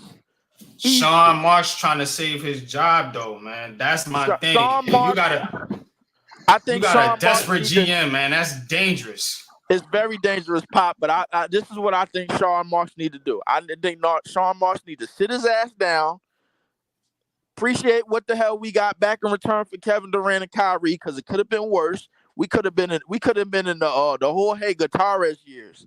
That's what we could have been in, man. And a lot of people don't even know who that is. We could have been in the Chase Budinger years. You know what I'm saying? Yeah, you know what I'm saying? So my thing is like, okay, listen, appreciate the fact that we even got to the dance. You know what I'm saying? Like, okay, we wasn't a playing team. Appreciate that fact. So, listen, we got something to build on. Don't get your draft picks back and then try to re-up and try to roll a dice again and be going back to the casino. Be like, oh, yo, I know I can get another hit. Look, yo, I can get 2,000 back. No, you cannot. One more round, baby. No, you can't do. It's gonna be the one right here, son. That's the easy way a gambler can lose money. You bet your last $500. Betting your last $500, man. I know it's gonna hit this time. It's not gonna hit. No, it ain't. You are gonna fumble that bag, bro. It's gonna screw up again. That's what's gonna happen. So leave that alone. Listen, if you Sean Marks, leave that shit alone. Leave it alone. Don't even go near it, because it ain't nothing gonna come for it, bro. But with this new CBA, nothing's gonna come from it. But a damn fallout and a back plan where you just basically putting yourself 5 years back underneath the shitter once again. You know what I'm saying? So, like, listen, you got some people. Now, draft and be good with that. Now, I know we talked about this last week, but I was in the chat with some guys on Twitter, and Nicholas Claxton. I'm kind of starting to think maybe let's see what you do with 21 and 22 first. Mm-hmm. I don't think Lively will be there, but if that's the guy, I think I would target. And if you can get Lively, he could possibly be a better version of Claxton. Claxton, I don't see Claxton really developing from an offensive standpoint. Now I know he's a defensive player of the year, Right. but in the NBA of this NBA today, I feel like you gotta hit if you're gonna be a focal point of this team, like which he should be because we're paying him. Right. You gotta be able to develop a little more of an offensive game. Gotcha. And what I mean by that, I mean, if we can get Clax on some pick and pop, some pick and rolls, where he can hit a little 15-foot jump shot or something like that, I want to see him grow and develop that. So I'm not all out on him right now, but that's something I want to monitor. Like, okay, if you could flip this dude for another player and plug somebody else in that you get in a draft, maybe you can get another scoring type player, which this team needs. A true point guard. Me and you both see eye to eye on this, Leaf. We don't want Dinwiddie. And maybe that's how you can get, ahead a little bit without trading away everything and getting rid of all your draft picks. What you think about that? I think everything that you said about Nick Claxton is on point in terms of, all right, yo, listen. The thing is, he would have made, I think the blessing in disguise is that he didn't make a all NBA defensive team, because had he did, that would have been more money for him that we really we really question marking whether we want to pay or not. You know what I'm saying? So so that would have been like, oh, yo, it's time to pay Nick Claxton. Hey, yo, he a 20-something pick. Hey, yo, really? Oh, okay. So what we do from here? Do you know what I'm saying? Like whatever. So my thing is like, okay, this must have run. Okay, then we gotta then let's get let's try to get some more good offensive pieces or whatever, and try to see what we could draft and see if we could catch some gems in the draft or whatever, because as far as draft stock, we got it in terms of all the wings and but man, it don't seem like Mikal Bridges going anywhere. It don't seem like Cam Johnson going anywhere as of right now. It don't listen. Just I don't know. Stop Cam, trying to hit home. Stop trying to hit home runs. Just stop that. Stop trying to hit home runs. Draft your damn team. Focus on your core, and do that. That's what you do. Yeah, I see. Here's the thing, though. You got to pay Nicholas Claxton. Do we? After next season, yeah. Oh, well, he's looking for money after next season, but do we have to pay Nicholas Claxton? Is the question. That's my point. You see what I'm saying? So if you can trade him before you get to that point of having to pay him and get somebody that's more of a fit, and maybe you bring in a young developmental, maybe you keep Day'Ron Sharp and you draft Lively, and you try to make one of those, see if one of those two could shake loose, and you flip Claxton for a guard. Right. Somebody that can score, you know what I'm saying, or whatever. That's what I'm talking about, because if you're going to get to the point to pay him, I'm not trying to pay a one-dimensional player.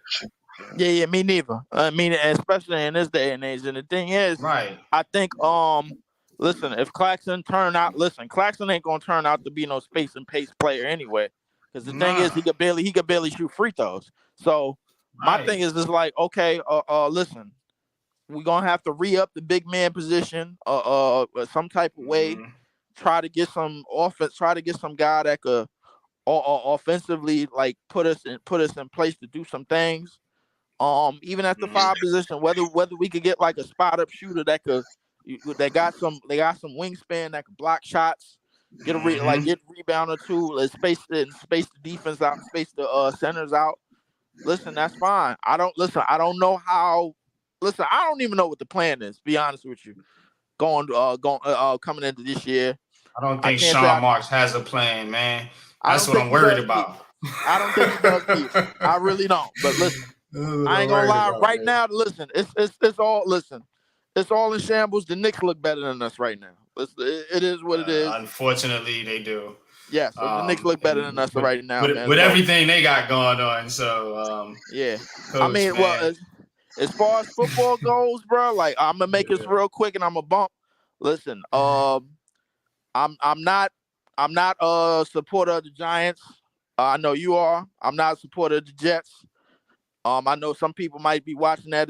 Man, listen, I'm a supporter of the team that we just gave the Jets our quarterback, and that's the Packers. So I ain't even listen, whatever we do this year, it is what it is. Now, I've been a Packers fan for over 20 years, man. So I'm like, it's cool. It's cool. Yeah. But I got no animosity towards Green Bay. Yeah. So my thing, listen, I don't know what's going on.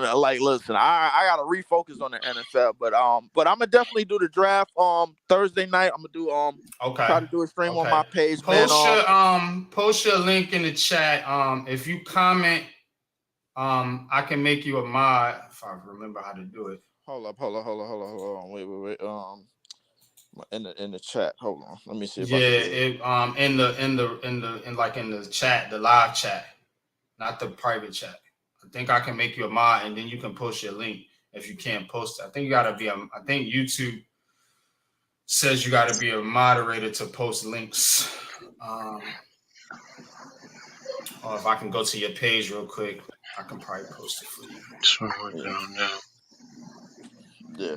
Yeah. So my YouTube is Leaf LEEF 4788. That's all it is. As soon as you type that in, you'll find me. That's you can just type that in any search bar in YouTube.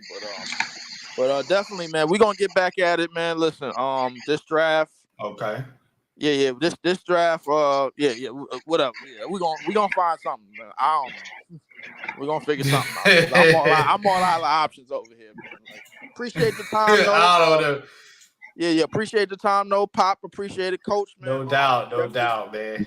No doubt. Yeah, we're gonna chop it up soon, man. I appreciate y'all. No doubt, man. Appreciate you, Leaf, man. Go sub to my man Leaf, man. Like I said, man, excellent sports content creator, man. He's definitely on the come up, man. Good, man. Appreciate you, Coach, man. Go sub to that brother, man. You know what I'm saying? Real knowledgeable about basketball, about sports in general, man. You know what I'm saying? Love chopping it up. Love talking ball with Leaf. Pause. But all right, let's get into these Giants. Let's get into these Jets. Let's get into this NFL free agency. We're gonna go for another about 30 minutes or so here.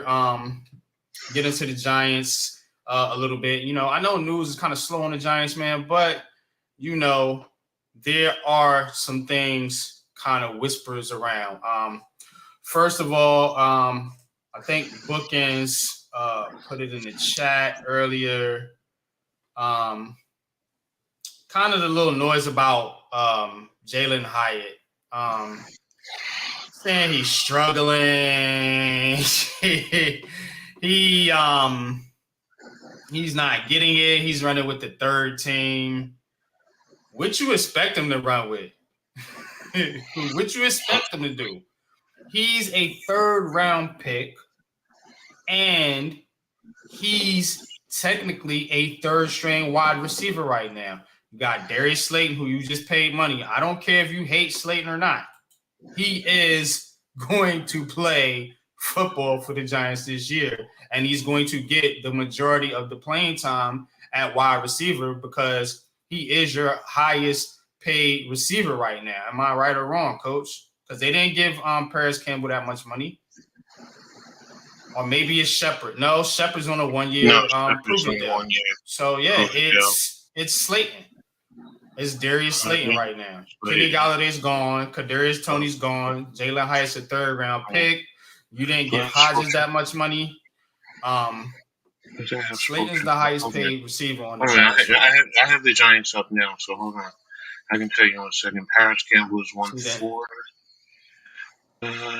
Who's linebacker? Paris Campbell's average per year is 1.4. Darius Slayton is 1.4 also. Slayton's that ain't right. Slayton. I'm looking at Spotrac right now. Yes. So Slayton just signed a deal. Well, you're looking at the total year, so I'm looking at average. So his base salary, both of them are at 1.4. Paris Campbell has a 1.5 signing bonus. Darius is 1.75.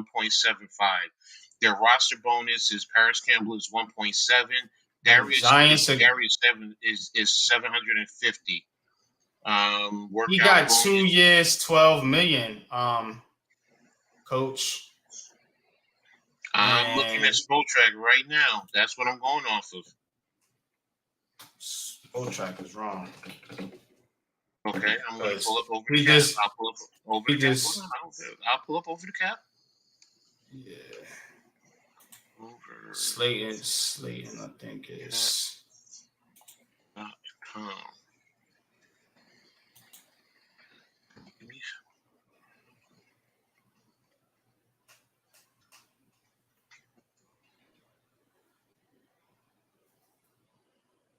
Cap.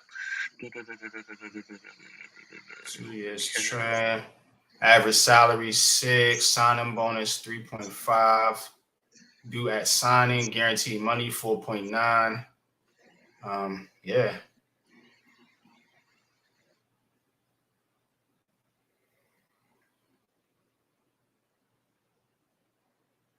Over the cap. Over the cap is saying Paris Campbell 1.4, Darius Slayton, same thing. The exact same things as Spotrac. It's saying Darius cap hit is 4.2 and Campbell is 5 million flat.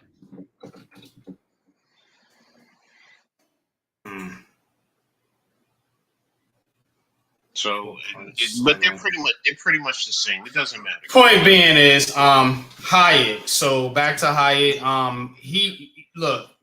Jalen Hyatt is basically the third string receiver right now. You got Slayton, Campbell, Hodges, and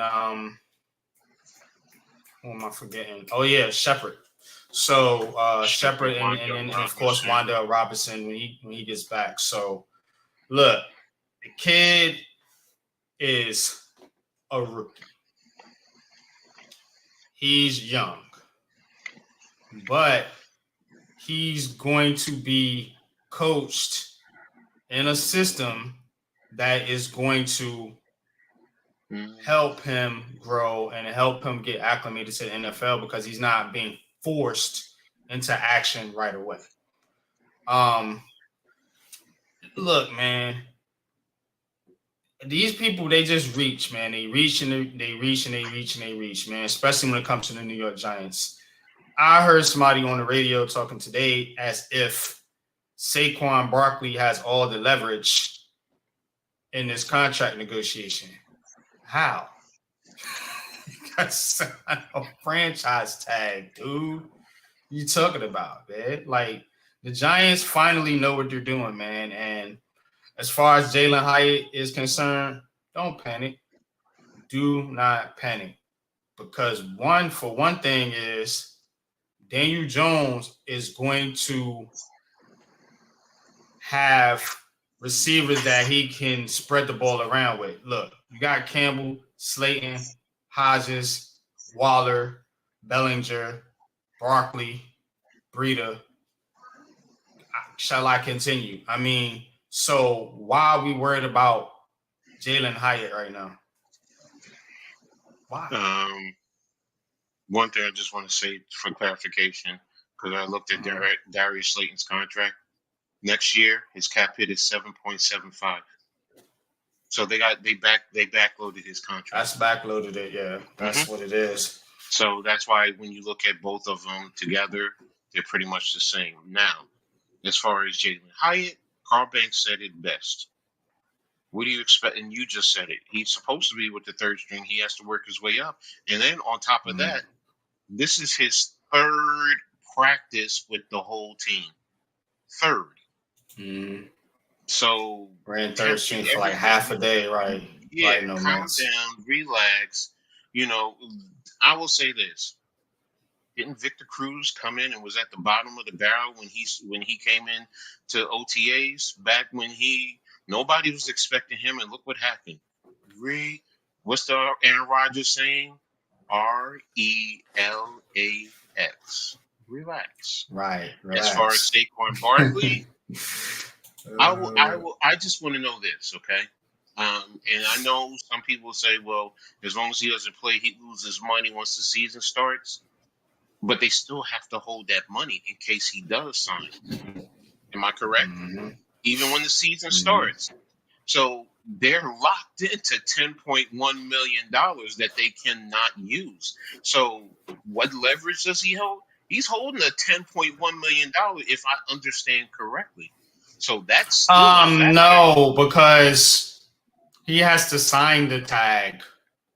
Yeah, but you have signed to you hold that money for him to sign. So that money is sitting there. If he signs right now the tag, they have to pay him 10.1. It's not like you can use the money. It's there. So what I'm saying is, once each game is played, then they get a little bit back. But the salary itself, they're obligated to that right now because you tagged them. Now, if you rescind it, that's a different story. You can take the money back, but then he becomes a free agent. So, if somebody correct me if I'm wrong, my understanding is once the season hits, once the first game is, he loses a percentage of that, but the rest of the money, because he can still sign it at any point in time.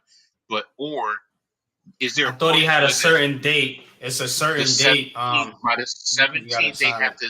By July 17th, they have to come up with a new contract. Otherwise, he can only sign. He can only sign for the tag. Franchise tag. Exactly. Okay. So that money is on hold. They can't use it. So no matter what, unless they rescind. I mean, still though. If you say Saquon Barkley, you said what does he have over them? That's it. His talent and the fact that you are holding $10.1 million.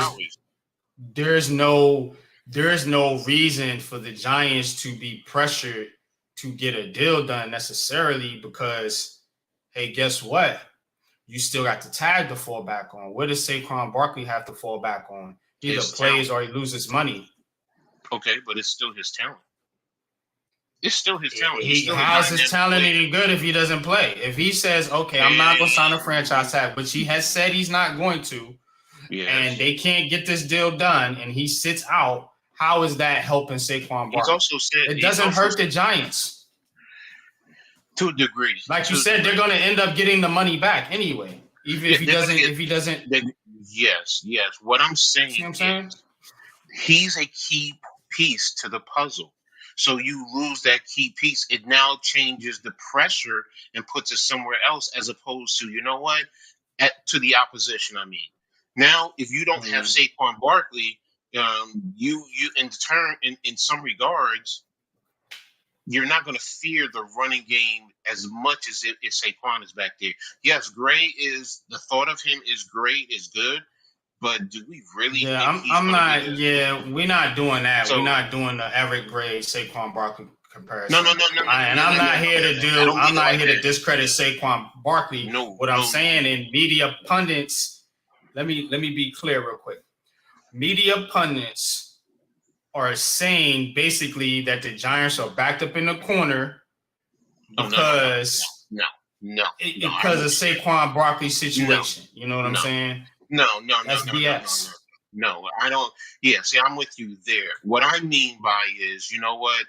Saquon still is a talented player, so we have to respect that. He brings something to this team of value. So if he's not playing, we lose that value, that chip per se. We're still going to have a team out there, and it's still going to be a good team. Now, when I say Eric Gray, Saquon, I'm just saying Eric Gray is not a Saquon Barkley that he forces the defense to really, because I'm looking at it from the defensive perspective, the opposition. Yeah. They're going to say, yeah, we got to see what he brings to the table. He's still probably a good back, but he's not a Saquon Barkley. That's what I mean. And that's what I mean by what does Saquon Barkley have that the Giants, in a sense, it's not really putting the Giants in a corner, but what does he bring to the table that the Giants need and want? Well, not need, but they want. It's his playing ability. That's every player. That's really what it boils down to. They're independent contractors. Their ability to play. So that's really how they hold leverage over the team. All right, I don't play. It's not in his best interest not to play. But guess what? The man has made plenty of money. If he says, I'm done with the NFL, I'm walking away, bye. Okay. He could do that, but Yeah, but I it's don't not think in he's his going best to. interest. Yeah, No, I'm not right. saying he is. I'm just saying, really, you know, if you look at it, okay, he could walk away and say, I'm done. He could do a Jim Brown, I'm done with the NFL and walk away. I mean, damn, that hurt. But you know what? So, or he gets traded to Buffalo and the Giants get Diggs and sign Cook. Dang, you thinking he said Joe Shane got a plan, man. Look here, man. Oh my gosh. Oh my gosh. That right I there. think what's going on, Coach?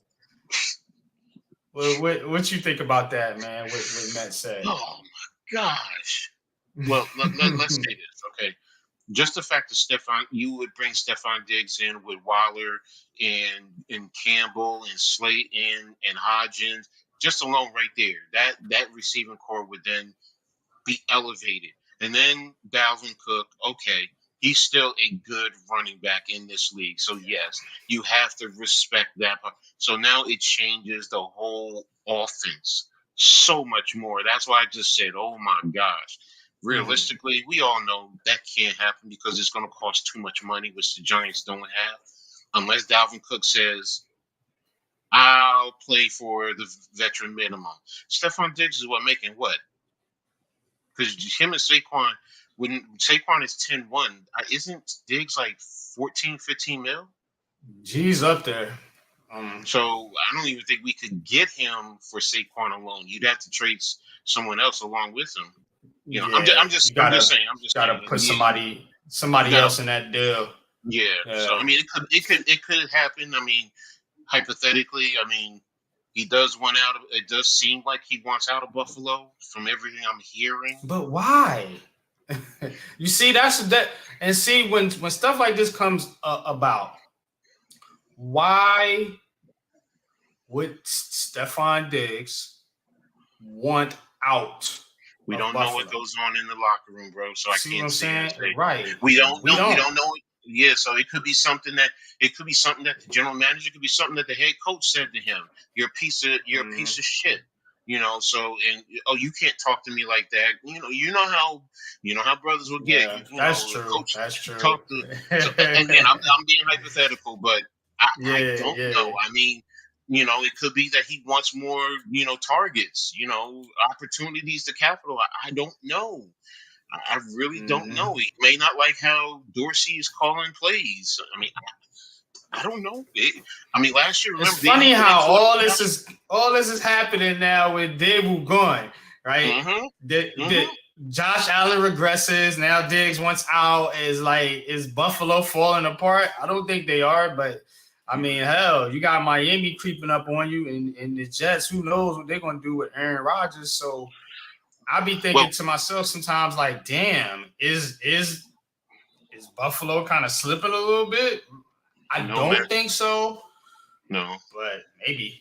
I want to go to what No Mess just said. Do you guys really think that defenses were giving Saquon that much credit? Yes. Yes. You can throw DJ in there, but yes, you have to give Saquon that credit.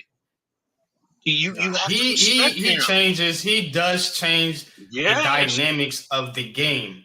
The thing about it is, though, one, he said he doesn't want to break the market. Yeah. Two, he publicly came out and say that. So there's not nothing we hearing from the agents or anything like that. And the Giants gave him an offer, apparently rescinded the offer, and now threw it back up on the table. So, again, Saquon's value to this team is obvious. You know what I'm saying? He works with this offense. He's the motor. He's the closer. I was calling him that last season when he was finishing games for the Giants, in the fourth quarter. But you got to be reasonable because you got to spread the love around. Think about it. You got to pay Andrew Thomas at some point. At some point, you may want to pay Xavier McKinney. At some point, you may even want to pay Azeez Ojulari if he can get back on track. these are things you got to think about, you know. So we can't give all the cookies to Saquon. You know what I'm saying? Yeah, he's an important part of this offense, but it ain't just Saquon. It ain't just Daniel Jones. We're not going to point to one player. You know, this ain't, Pat Mahomes with the Chiefs, or even Joe Burrow or whatever quarterback or running back you want to say, Derrick Henry over there with the Titans. This ain't no one-man show. It's Saquon, it's Daniel Jones, and it's the receivers that they got on the field that they putting together right now, which does look like a very good receiving core. If you added Diggs to it, of course it would be better. I'm not a fool, but you also going to take away from your running game, which therefore is going to force Daniel Jones to be more of a passer. He's not going to be able to lean on his legs. That's the reason why you need Saquon, because of how the Giants play. RPO, you know what I'm saying? Play action. Now you take that away when you bring in a lesser running back. Go ahead, Coach. No, and see, that's the thing. Like, Saquon keeps the eyes on him in the RPO, which is what helped DJ. Okay, if you had a running back, like you said, a lesser running back there, they're not going to respect that running back. They're just going to keep eyes on DJ. On Jones, that's really what they're going to do. So, they're just going to say, let the front end, you stay true. On the back end, you know what, just keep your eyes on. And that's what a DC would say. On the back end, don't play for the cutback. Just keep your eyes on DJ if Saquon is not back there. Now, Saquon is back there. Mm-hmm. You have to play for the cutback also, because the responsibilities of that backside end are boot, reverse, cutback. And if you're playing, if you're running zone and you're running the zone away from that end, if that backside washes and leaves a nice alley and DJ rolls away from it, that end stays there. It widens that alley and leaves it there for the running back to cut, which is like Saquon Barkley. Oh yeah, you can run the RPO with Dalvin Cook. I'm not saying that. We were just saying with a lesser back. Yeah. But you gonna pay what you gonna pay Cook? But what you would pay Cook and to trade for Diggs is it worth Saquon? Like is okay? You giving up Saquon? You're gonna have to probably give up another player, like Coach said, to make the salaries match. You may probably have to give up some type of draft compensation because of the positional value, receiver versus running back. So you're going to have to pay Diggs. He's not going to come and play for free. And you're going to have to pay Dalvin Cook.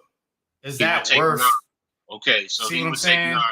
If he takes 9, right now, if Saquon is 10.1, if what I'm thinking is right, Diggs is at 14. That's a difference of 4 right there. So you need another 4 right there, and then you need 9 for Dalvin Cook. The Giants are already $4 million over the cap. So right now you need to come up with $9 million. Then you need to come up with money for operational costs going into the season, which is going to roughly run anywhere from $7 to $10 million.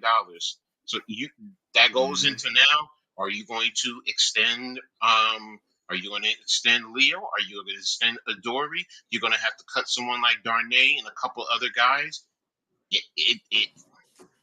You would have had to give another player if you extend Leo.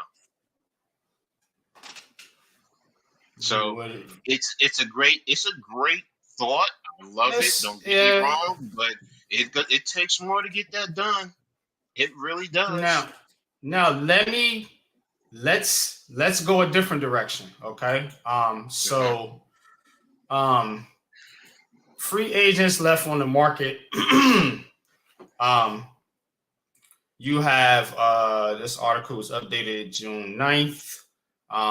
Best available free agents: DeAndre Hopkins, Yannick Ngakoue, Dalvin Cook. We just talked about him. Jadeveon Clowney, Dalton Reisner, Marcus Peters, Melvin Ingram, Bridgewater, Bryce Callahan, the cornerback, Justin Houston, John Johnson, safety. So still some pretty notable players. Most notable ones I want to talk about is Hopkins, of course. We mentioned Cook, Yannick Ngakoue, Clowney, and possibly a guy like Justin Houston. And the reason I'm mentioning Ngakoue and Houston primarily is for depth on the defensive line at the edge position because of injury concerns that I personally have, and some other fans do as well when it comes to Azeez Ojulari. Is Azeez a good edge rusher? Of course. He had 5.5 sacks in 7 games. But right, Mets, and that's why you would bring in a guy like Clowney or Justin Houston. Ngakoue, he may want a little bit more money. He may want a bigger role on the offense. I mean the defense. So maybe he doesn't work as well. But personally, that's who I would prefer. But I couldn't be mad at Clowney or even Justin Houston, especially having familiarity with Wink Martindale's defense. So which one of these guys, if any, you think would be a good fit that the Giants could possibly bring in to add more depth to their team? The depth is, and are we talking situational for pass rush or just overall overall backup? Because Clowney probably gives you a little bit more in the run game, run defense on the edge than Houston. Okay. But Houston can still set the edge. I'm not saying he can't. I just say Clowney's a little bit more stout on the edge, but Houston is probably a little bit more quicker and dynamic in the pass rush. So I think you want a little more pass rush because remember you got Jahad Ward. Jahad Ward. I always said last year, nobody says the edge like Jahad Ward. You know what I'm saying? Nobody does it like Hottie. So we're not going to play games here, but the Giants need a little more oomph from the pass rushing standpoint. So we would be looking at a situational pass rushing here. Somebody on 3rd and long, coach. You know what I mean? Houston. Just get after it. Houston, yeah. Mm-hmm. Okay. So and plus the familiarity with Wink Martindale, they probably be a lower cost veteran too. You could maybe bring them in for like the vet minimum or something like that. Maybe a little more. So I think he's old. He's what, like 34, 35? 34. Yeah, they got the ages up here. Clowney's 30. Houston's 34. And what's Yannick? Yannick's 28. Those are the edge guys. More money. Yannick's going to cost you more money, so it's probably going to be Houston. Like I said, run defense. Though we brought in some run defenders that may not start the season due to injury. What are we talking about? The last one, no Mets. Our run defense, though, we brought in some run defenders that may not start the season due to.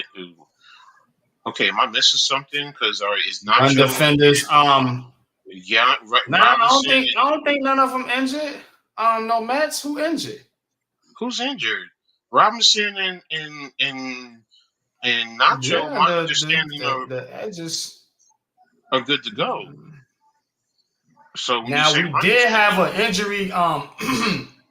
We did have a little injury scare, I think, with Adoree Jackson. Man, somebody put Adoree in I don't know what you call it, bubble wrap or something like that. I mean, this dude, man. Gee whiz, man. But he's okay. But Robinson, Ashawn Robinson. I guess he's talking about Ashawn Robinson. Yeah, I know what he's talking about. He was injured last season. I think he's healthy now. I'm pretty sure he's healthy now. Yeah, that's what I thought. They wouldn't have. Yeah. I'm looking it up now. But 2022, Justin Houston, 14 games, 9.5 sacks. He had 14 tackles, a total 21 tackles totals, 14 solo. Added one interception, one forced fumble, and a pass defense. So, again, situational. You know what I'm saying? Still can get after the quarterback. Man. Y'all, if we get Justin Houston, I'm gonna give y'all unpopular opinion here. If we get Justin Houston, and maybe, let's see what the corners. Dory's starting to worry me a little bit now. This guy, every time you hit the field, you gotta hold your breath. But if we get Houston, first of all, it's gonna make our corners more effective anyway. Better pass rush, right? Houston, Aziz, Kayvon Thibodeau with Leo, Dex, Ashawn, Robinson, Roches. Look, man, I'm telling you, McKinney, Dane Belton, and Bobby McCain on the back end. This defense can be, I'm telling you, a top 5 defense, man. I'm telling you right now, top 5 defense for the Giants.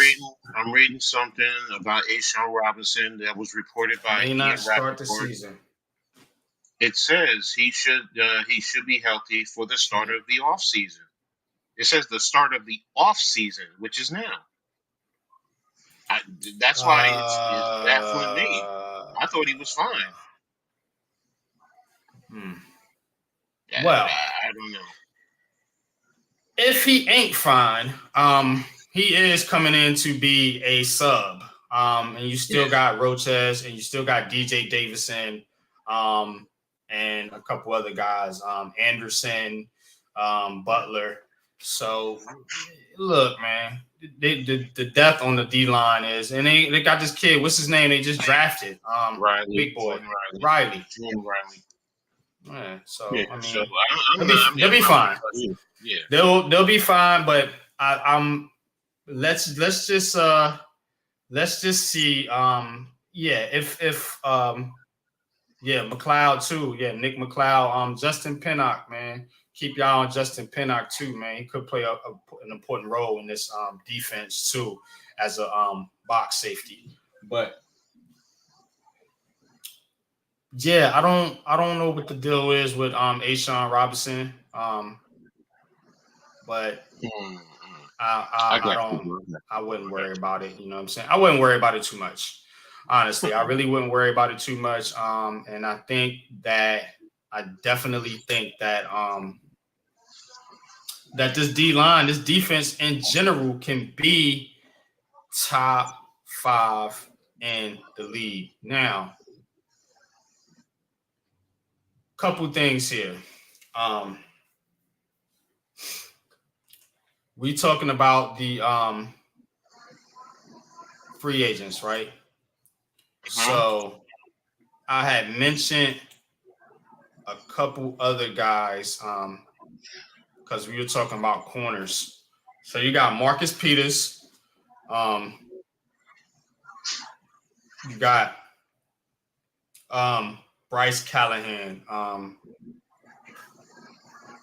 more of a slot corner. But I'm concerned, Coach, that they're going to put Darnay Holmes at slot.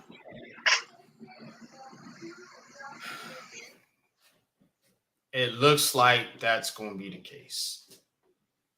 Okay, is that a product of slot just not is taking control of the position, or they just want to go with Holmes? I don't. Well, first of all, they're paying the kid.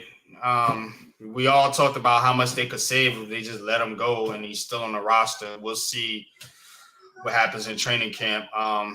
And to it has to throw a little bit of a red flag if maybe Flott's not taking the next step, or maybe they still have injury concerns with Aaron Robinson, which is why Darnay's still on the roster. So again, coming back to this free agent, you got Marcus Peters out there. You got Bryce Callahan, who played last year from the Chargers. Would you take a chance on either one of those guys, Coach? To give some more in the slot. Yeah, it's got to be in the slot. I don't. Well, Peters, he can play on the outside, but I think at his age, he might be better in the slot. No, see, he's probably better on the outside because you always have the boundary. Because remember, in the slot, it's sometimes a two-way go, so you got to really be quick and to adjust. Where you can play with the sidelines to at least give you a little help. So, if anything, I would want him as a boundary cornerback. But would I sign them right now? I mean, I'm probably going to go with what I have right now. I mean, I don't like Holmes. I don't like Holmes. I get it, but I mean, now if you're telling me the guy from the Chargers, I'm really not familiar with him. Now, if you really feel he's that much better, or he really can add competition, then yeah, sign him. Especially if you can get him for a cheap rate. Now, if you can get him and get rid of Holmes, okay, and save some money, great, no problem. But right now, they believe in Holmes. Let's be patient with Holmes. He surprised us this season. I remember Dion speaking highly of Darnay Holmes. Look, man, Darnay Holmes has his moments, but it's more negative moments than positive moments.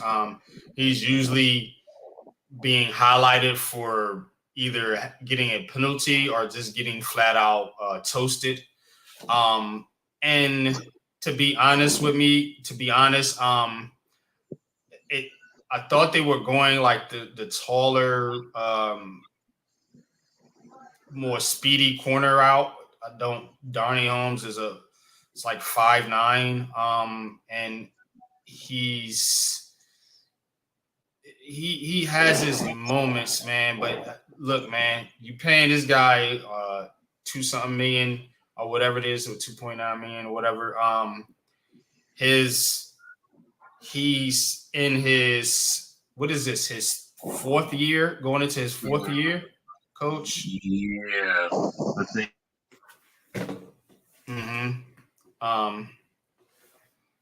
So if he was a depth piece, yeah, but you asking him to be your starting corner in the NFC East with these tight ends and slot receivers they got running around the East, man. Look, man. Evan Ingram, nah, man. This ain't Evan Ingram. This is a 3rd round pick. We talking about, and he's in his 4th year. Thank you, Coach. And he's in his 4th year, and pretty much he's a fringe player. You know what I'm saying? He's a fringe player. He does play the slot, but he doesn't play the slot well. That's why they drafted Flott and Aaron Robinson to replace Darnay Holmes, and that's what's got me worried. Are they keeping Holmes around for insurance in case these guys aren't ready, or do they just feel like he's the better player, and Flott is not taking the next step in his development? I don't know what it is. They said Flott put on a little muscle. So we'll see. That was his issue last year as far as tackling. But look, man, I'm tired of Darnay Holmes, man. It seems like every time we're on defense and there's a play down the field, there's a flag on Darnay Holmes. Look, Darnay Holmes is what, number 30? Mm-hmm. I shouldn't know that dude's number like that by heart. That's how often he gets called for penalties. You know what I'm saying? Like, I'm not feeling it, man. I'm sorry, man. I'm not feeling it, man.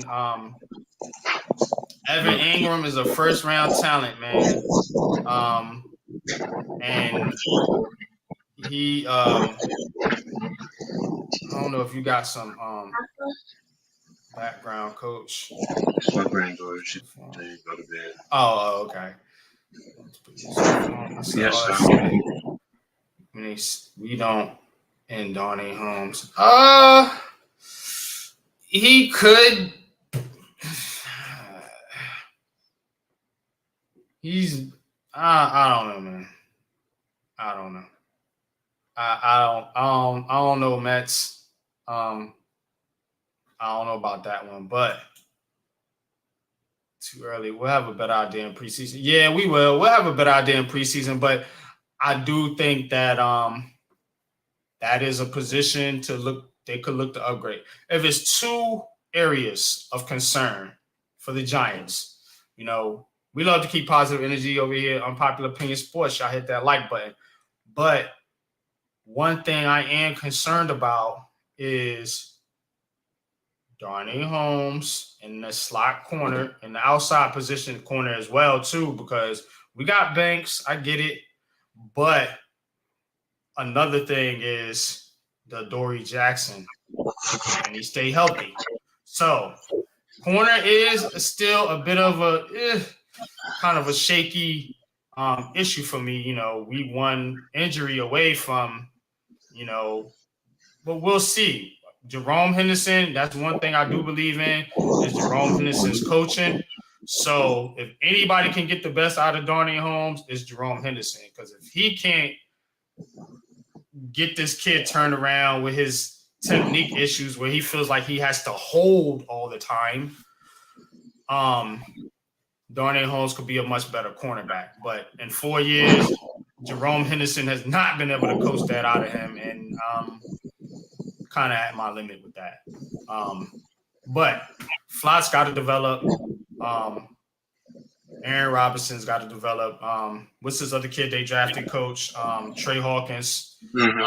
So we'll see if one of these guys can shake loose, man, and take over that spot. Bookend says, yeah, they did draft Fly, hoping he could be the slot cornerback. Yeah, that's the plan. Fly on the inside, and you have Banks on the outside, and then whoever shakes loose for that second spot, or maybe they go and draft Dory Jackson's replacement next season. So I think they already have that. I think it's Hawkins. We'll see. Well, then they're gonna have to draft somebody to play opposite. No, I'm just saying. I think Hawkins. They want to give Hawkins the first opportunity. Hopefully, he, develops. I don't think they're gonna. Hopefully, if things go right, they're not gonna rely on him a whole lot. But if he develops and picks up the game going into next year, then you can draft for depth pieces going into next year, and you can use later round draft picks because you'll still have good talent already here. So I've looked at Hawkins' film. I do think it's going to take a little bit for him to adjust and be able to play, but I think he is a player. He definitely is. So, and don't forget, they still have other guys that they signed. The kid from Duke that they signed who was injured last year. Oh, yeah, that's right. That's right. Johnson, yeah. Yeah, so there are other guys there that are, on the cheap end that, we still have, pieces that, it works out great. If not, it's no risk, no harm. Adoree, Mets, I don't think they're not fond of Adoree Jackson. I just think that he's kind of in the Leonard Williams situation where it's a player, they're making a lot of money, they're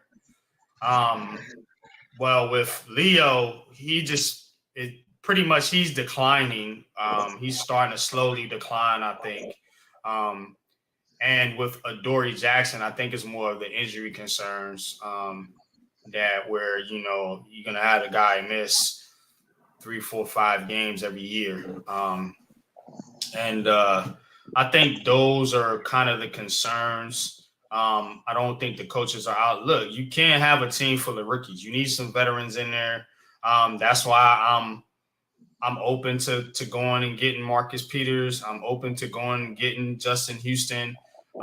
You need some vets and mix in there with them rookies to show those young guys what to do, man.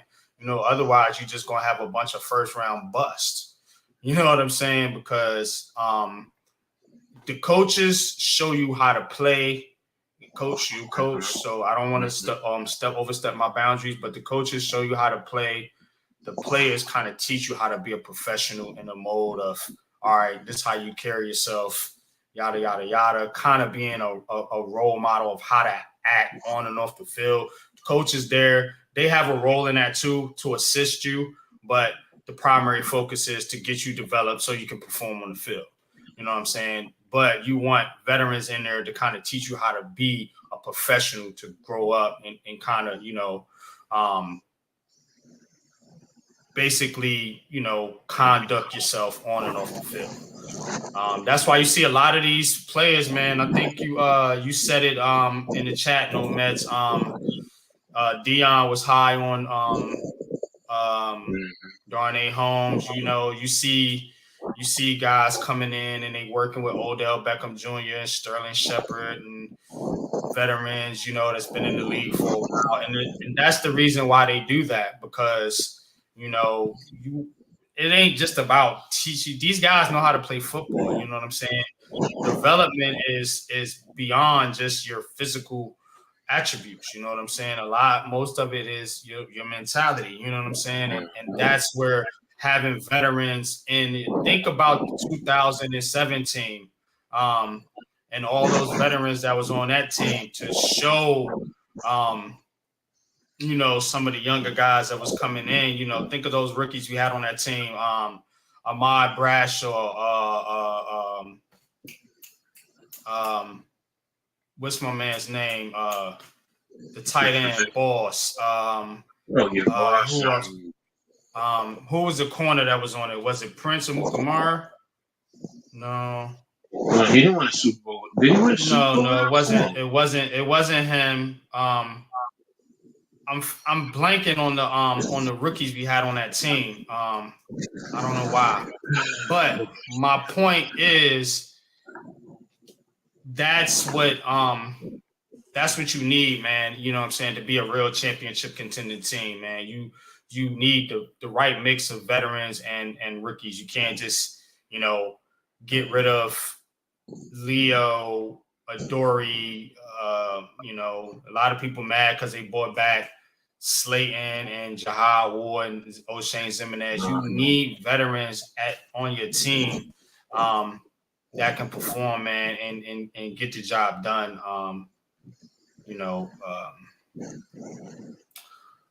But we're gonna be Aaron Ross, Steven Smith. Aaron Ross. That's what I was thinking about. Aaron Ross. Yeah. It was Aaron Ross. Mm-hmm. That's the corner I was thinking about. Because wasn't he a second round pick?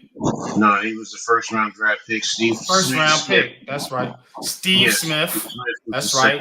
See? Jay Olsen was the third. Zach Diossi was the fourth. Boss was the fifth. Was a hell of a draft. Adam Peets was the sixth, and you had 2 7-rounders, Michael Johnson and Ahmad Bradshaw. Mm-hmm. Yep. All contributed to that Super Bowl team. Mm-hmm. Even down to Johnson. I think he was special teams, and we know what Bradshaw did. So that's how you get it done, y'all. That's how you get it done. But that team wouldn't have been nothing without guys like Sam Madison, Corey Webster, Tuck, Strahan, You know what I'm saying? It helps solidify that back end. You know, you had a Marnie Tuma, Plaxico Bevis.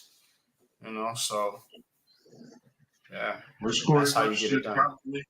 Probably, yeah. Since the last two Super Bowls, I would say probably yes. There's no one else. Yeah, it's Webster. Prince was no good. Yeah, it has to be Corey Webster. Mm-hmm. Yeah. In the past few years, that we drafted, even overall, I mean, because Antro Rowe played safety, so he didn't play corner for us. So corner, pure strictly corner. We haven't had no luck with corner, so I probably have to say you're right because most of the corners I'm thinking about were not good. Prince was okay. I don't think he was bad. DeAndre Baker, Eli Apple. Yeah, it's been bad. It's been pretty bad. You know I'm even trying to think of who's the best cornerback. Is it Mark Collins? I think Mark Collins was the best cornerback I've ever seen play for the Giants. That's right, waiting for Seattle. But yeah, he played for LT now, so yeah. Kersey helped Jerry on that one because that was Kersey's right before his last season. So Prince was transferred. Apple was transferred. Prince was slightly below average. Yeah, he wasn't as bad as Eli Apple or DeAndre Baker. Oh hell no. So I will say that, you know what I'm saying. But yeah, most of our corners have come from free agency. I think Prince really picked up his game when he went to Chicago. That's when he started to play something better over there. Started playing well, yeah. Eli Apple, he's just lucky catching on to Cincinnati. So, but stay out there. Stay in the Buckeye State. What's up? Yeah. What's good, Neymar? What's good, man? What's popping? And I think growing up he was an Eagles fan anyway, so that's why he ain't like the Giants. So, that's a fan of me talking, that's not. Yeah, man. Like, man, but Banks is going to change. He going to turn it around for us, man. I got high expectations for this kid, man. I think he's going to come through. I just love the way that boy talk, and it just always every time he ends, you feel me? And it's just like I just like I feel you, bro. So seriously, he does. No doubt, though, man. I mean, it's. Yeah, man, Mets. That's right. We fans first, man. You know what I'm saying, man. That's why it's all talk, man. You know, it's a sports talk show. When it comes to football, I'm not. We have fun, man. We have fun, man. Yeah. Tate Banks, yup. Yeah. He's gonna change it, man. He's gonna change it. Our corners are gonna be good this year, man. I got even Adoree, man. I think Adoree's gonna stay healthy, man, most of the season, and we're gonna be all right, man. I think you'll see one of these guys step up. It could be Aaron Robinson or Fly. I don't know why people are so down on Robinson. I know he got hurt, but hell, everybody on the Giants is hurt. So I mean, what the hell? He ain't new. You know what I'm saying? What makes him worse than the other guys that been hurt? You know what I mean? So we just talked about Aziz. They got high expectations for Aziz. Aaron Robinson was playing like a number one corner. Do we not remember that? Before he got hurt, you know what I'm saying? But media sits there and says, well, that's why this or that, and that's why most fans who really don't know. Some are just going because they haven't seen him because he's always injured, and I get it. But the kid does have talent. Yeah, he does. He does, absolutely, man. And that's a good note to get up out of here on, man. Before we do, Peace, bookends, peace, man. We about to wrap it up too. Couple more coming in here. I think we may have a top 5 safety group. Depends on Xavier McKinney. For all y'all Giants fans, go on to the Giants YouTube page, look up the shorts. The short segment is a funny one. It's called "Who Has the Smelliest Jersey After Practice?" Oh, And if you've ever played, you know what they're talking about because it is so true. There's always somebody out there who has. And guess what? When I played, it was me. It was me. I did it. I played with a practice jersey. I told them don't wash it, and I had pads that I would wear. Don't wash it. It was so smelly and it smelled like piss. I love that. I love that because piss, coach. Well, because I'm sweat. No, because of the sweat, it adds up. But when you put it in the offensive lineman's face area, you got that whiff. So it's exactly. Yes. Yes. So yes. Gotta be an old lineman. So they were talking different ones, different players. So a lot of times, just because you're sweating, though, that's really what it boils down to. That sweat accumulates, but it's funny. It's funny. So I'm not gonna steal it from you guys. Just go watch it. Piss and ammonia. Yeah, that ammonia smell. Yeah, that's what it smelled like. Ammonia. Yeah. Oh, stinky, sweaty. Put the hands right up close to the face, and you get that push, and the offensive lineman is tilting their head back. It's like one of the most nastiest things because I played basketball, and you go up for a rebound, and you just get a big sweaty mouthful of sweat. Yes.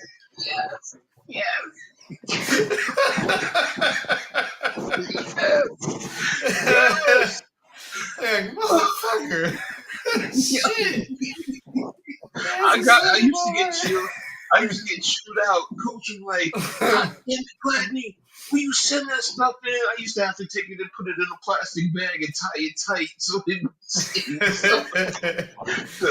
and my locker was close to the doorway going out, so it's just like and then it carries. So you catching them as they coming in. And it's going out into the hallway. Yup, exactly. Yes, well, that was me. Thank you, Mitchell, because he's the one that told me that. My man Mitchell Sharp, my player. He's like, oh my gosh. He's like, yeah, you wear some smelly pads. No lineman's going to block you. But he's like, no lineman's going to block you. And he's like, oh, really? Like, no. I'm like, okay, that's cool. That's what I want to know. Okay. So yeah. So that was me. That was me. I practiced jersey was smelly, and we practiced in a grass field. And on top of that, where we practiced at, especially defensive line, there was an incline, and we had the tackling sled and the blocking sled for the defensive linemen that were on there. We used to have to drive it up the hill, so you were working. So. Mm-hmm. So, Darryl breakout year this year. What's a breakout year for him? He's already broke out. Yeah. So he's not going to break out now. What I will give you, if you want something to kind of measure Darren Waller by is double-digit touchdowns. What is the last receiver of the Giants that had double-digit touchdowns? Got to be OBJ.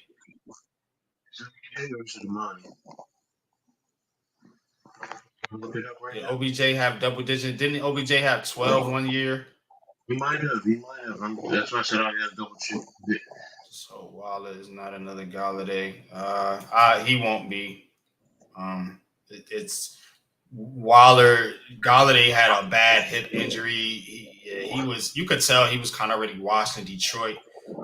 He never was a speed guy to begin with. Darren Waller. and the talent they got around Darren Waller is different. We were banking on Galladay to be the guy pretty much, and he just it didn't work out. So, but you pair Darren Waller with Saquon and Campbell and these speed receivers, it'll look a lot different. This guy's not going to come in unless he doesn't play any games. He's not going to have a donut in the touchdown. Let me back that up. Galladay got us a $72 million touchdown. So I don't think Darren Waller is gonna do that. You know what I'm saying? So it's a different situation. OBJ had 13, and he's tied with Homer Jones, who had 13. That was 2015. Odell had 12 in 2014. Mm-hmm. So it's and where did hey, damn it. Hey, job. Let's see. Plaxico had 12, Dell Shumpert 12, Hakeem has 11, Dell 10, Flex. Okay, so Monty hasn't had double digits. So, so the last one looks like is Odell. In 2016, he had 10. 2016? He had 10. But 2015, he had 13, and 2014, he had 12. So that 3-year period was lighting it up. Yeah, so I guess we could say since 2016, the Giants have not had a double-digit receiving touchdown receiver. And I think that even though he's a tight end, technically, I think Darren Waller will break that this year. I feel like he's still a receiver. Tight end is still a receiver because he's catching passes. Yeah. So I think he's going to break that this year because we have struggled primarily, in red zone scoring. I know it got better last year, but Daniel Jones has never really had that threat. The reason why we were better last year in the red zone is because we were running the ball a lot better, not because we were throwing. I think Kafka wants to throw the ball more in the red zone and be a little more unpredictable because we can still run it. You know what I'm saying, with Jones, with Barkley, with this offensive line. For all the offensive line problems that we talk about, this offensive line was pretty damn good at run blocking. So, they can get it done. Bellinger, I think Bellinger is going to be an underrated piece of this offense. I think you guys are kind of hitting it on right now. He could be the best true tight end in the division. Yeah, I mean, I ain't going to shit on Goddard over there in Philly. The Dallas guy, he left, didn't he? Schultz. Yeah, so, and Washington's tight end stays injured. So, yeah, it really is. You think you're right there, Mets. I can't cap on that. It could be Bellinger when you add the receiving and the blocking combination of it, but I don't think he's going to be asked to do all of that he was doing last year. That's why you got Waller. Bellinger can play more in the short game as far as, catching those first downs. Remember Bellinger would get a first down, like those what you call them, crossing routes, coach. Crosses, it would come, those crosses. He was eating them up, man. So I think that's going to help Bellinger. To Nimrod's point, it's going to help Bellinger having Waller out there and Paris Campbell and Slayton to take the top off the defense, was going to open up the middle of the field for guys like Bellinger, for guys like Sterling Shepard, and for guys like Saquon Barkley as well to catch the football and move the chains, you know what I'm saying, so to speak. So, but yeah, we're going to cut it out, man. I'm going to keep these shows short and sweet, man.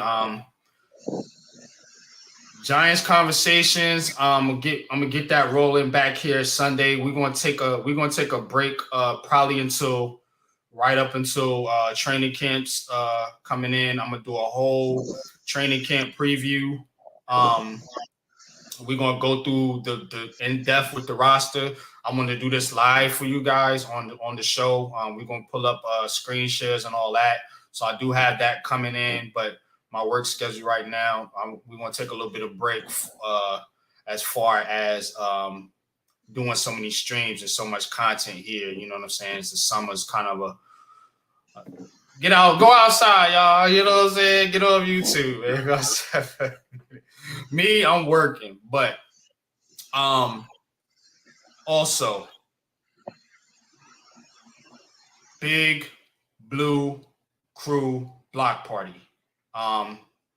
October 27th through the 29th. We're going to be at the 29th at the Jets game. It is a block party, which means a tailgate, which means no purchase to the game is necessary. Just show up, have a good time, meet the Big Blue Crew. If you want to go into the game, sure. If you don't, that's fine too. Go Travels is putting together packages for people that do not live in the tri-state area that need travel plans to get to the game. We do have some things in the works right now. You can contact us. Links are in the description with the number, with the links to the website, as well as you could just hit me up on Twitter if that's easier for you, and we could work it out from there. But definitely, guys, I want to see you guys there. If you can be there, please be there. It is all of us, me, Pat, Lou, Joe, Coach, the Big Blue Crew. You're going to have a good time. We're going to chop it up just like we do on these streams, you know, laugh, joke, kick it. You know what I'm saying? And just come and chill with us. Like I said, you ain't even got to go to the game because a lot of us just going to stay in the parking lot and kick it outside. So definitely welcome anybody that's trying to come. Like I said, I am putting packages together. We'll have transportation to the game, to the party. There will also be packages for hotel accommodations, as well as flights if necessary. So definitely, man, definitely want to see you guys there. Mets, no Nets, no Jets. Can't wait to meet you. Can't wait to meet you, Nimar, man. For real, man. I love all you guys, man. I appreciate everything you do for me and for Coach, man. And I definitely appreciate all y'all supporting and showing the show, man. And it's time for us to do a little something for y'all, for the fans. You know what I'm saying? Come out, meet the Big Blue Crew. Come out, eat some good food with us, man. Have a couple drinks, man. Let's turn up. Let's just have a good time, man, and do our thing, man. You know what I'm saying, out there, man. So definitely, man, October 29th, man. Be there. Jets, Giants. We're going to do a little, not to steal my man Breezy's, but we're going to do a little who run the city with this one. Who is it? Jets, Giants, man. You're going to have Aaron Rodgers. You're going to have Daniel Jones, man. And, hey, man, come celebrate with us, man. We also celebrating the life of our fallen friend, Mr. Jeffrey T, 85, man, a.k.a. Jeffrey Turner. Definitely, man. Going to be doing that for him. I know he would have loved to have been there if he could have. So definitely, man, if you don't do it for us, definitely do it for Jeff. You know what I'm saying? But, Coach, any last words, man, before we head out, man? Nah, man, phenomenal show today, bro. Thank you, man. All right, man. Appreciate you too, man. We're gonna hit y'all with the Big Blue Crew outro tonight, man. Peace. This is a Big Blue Crew production.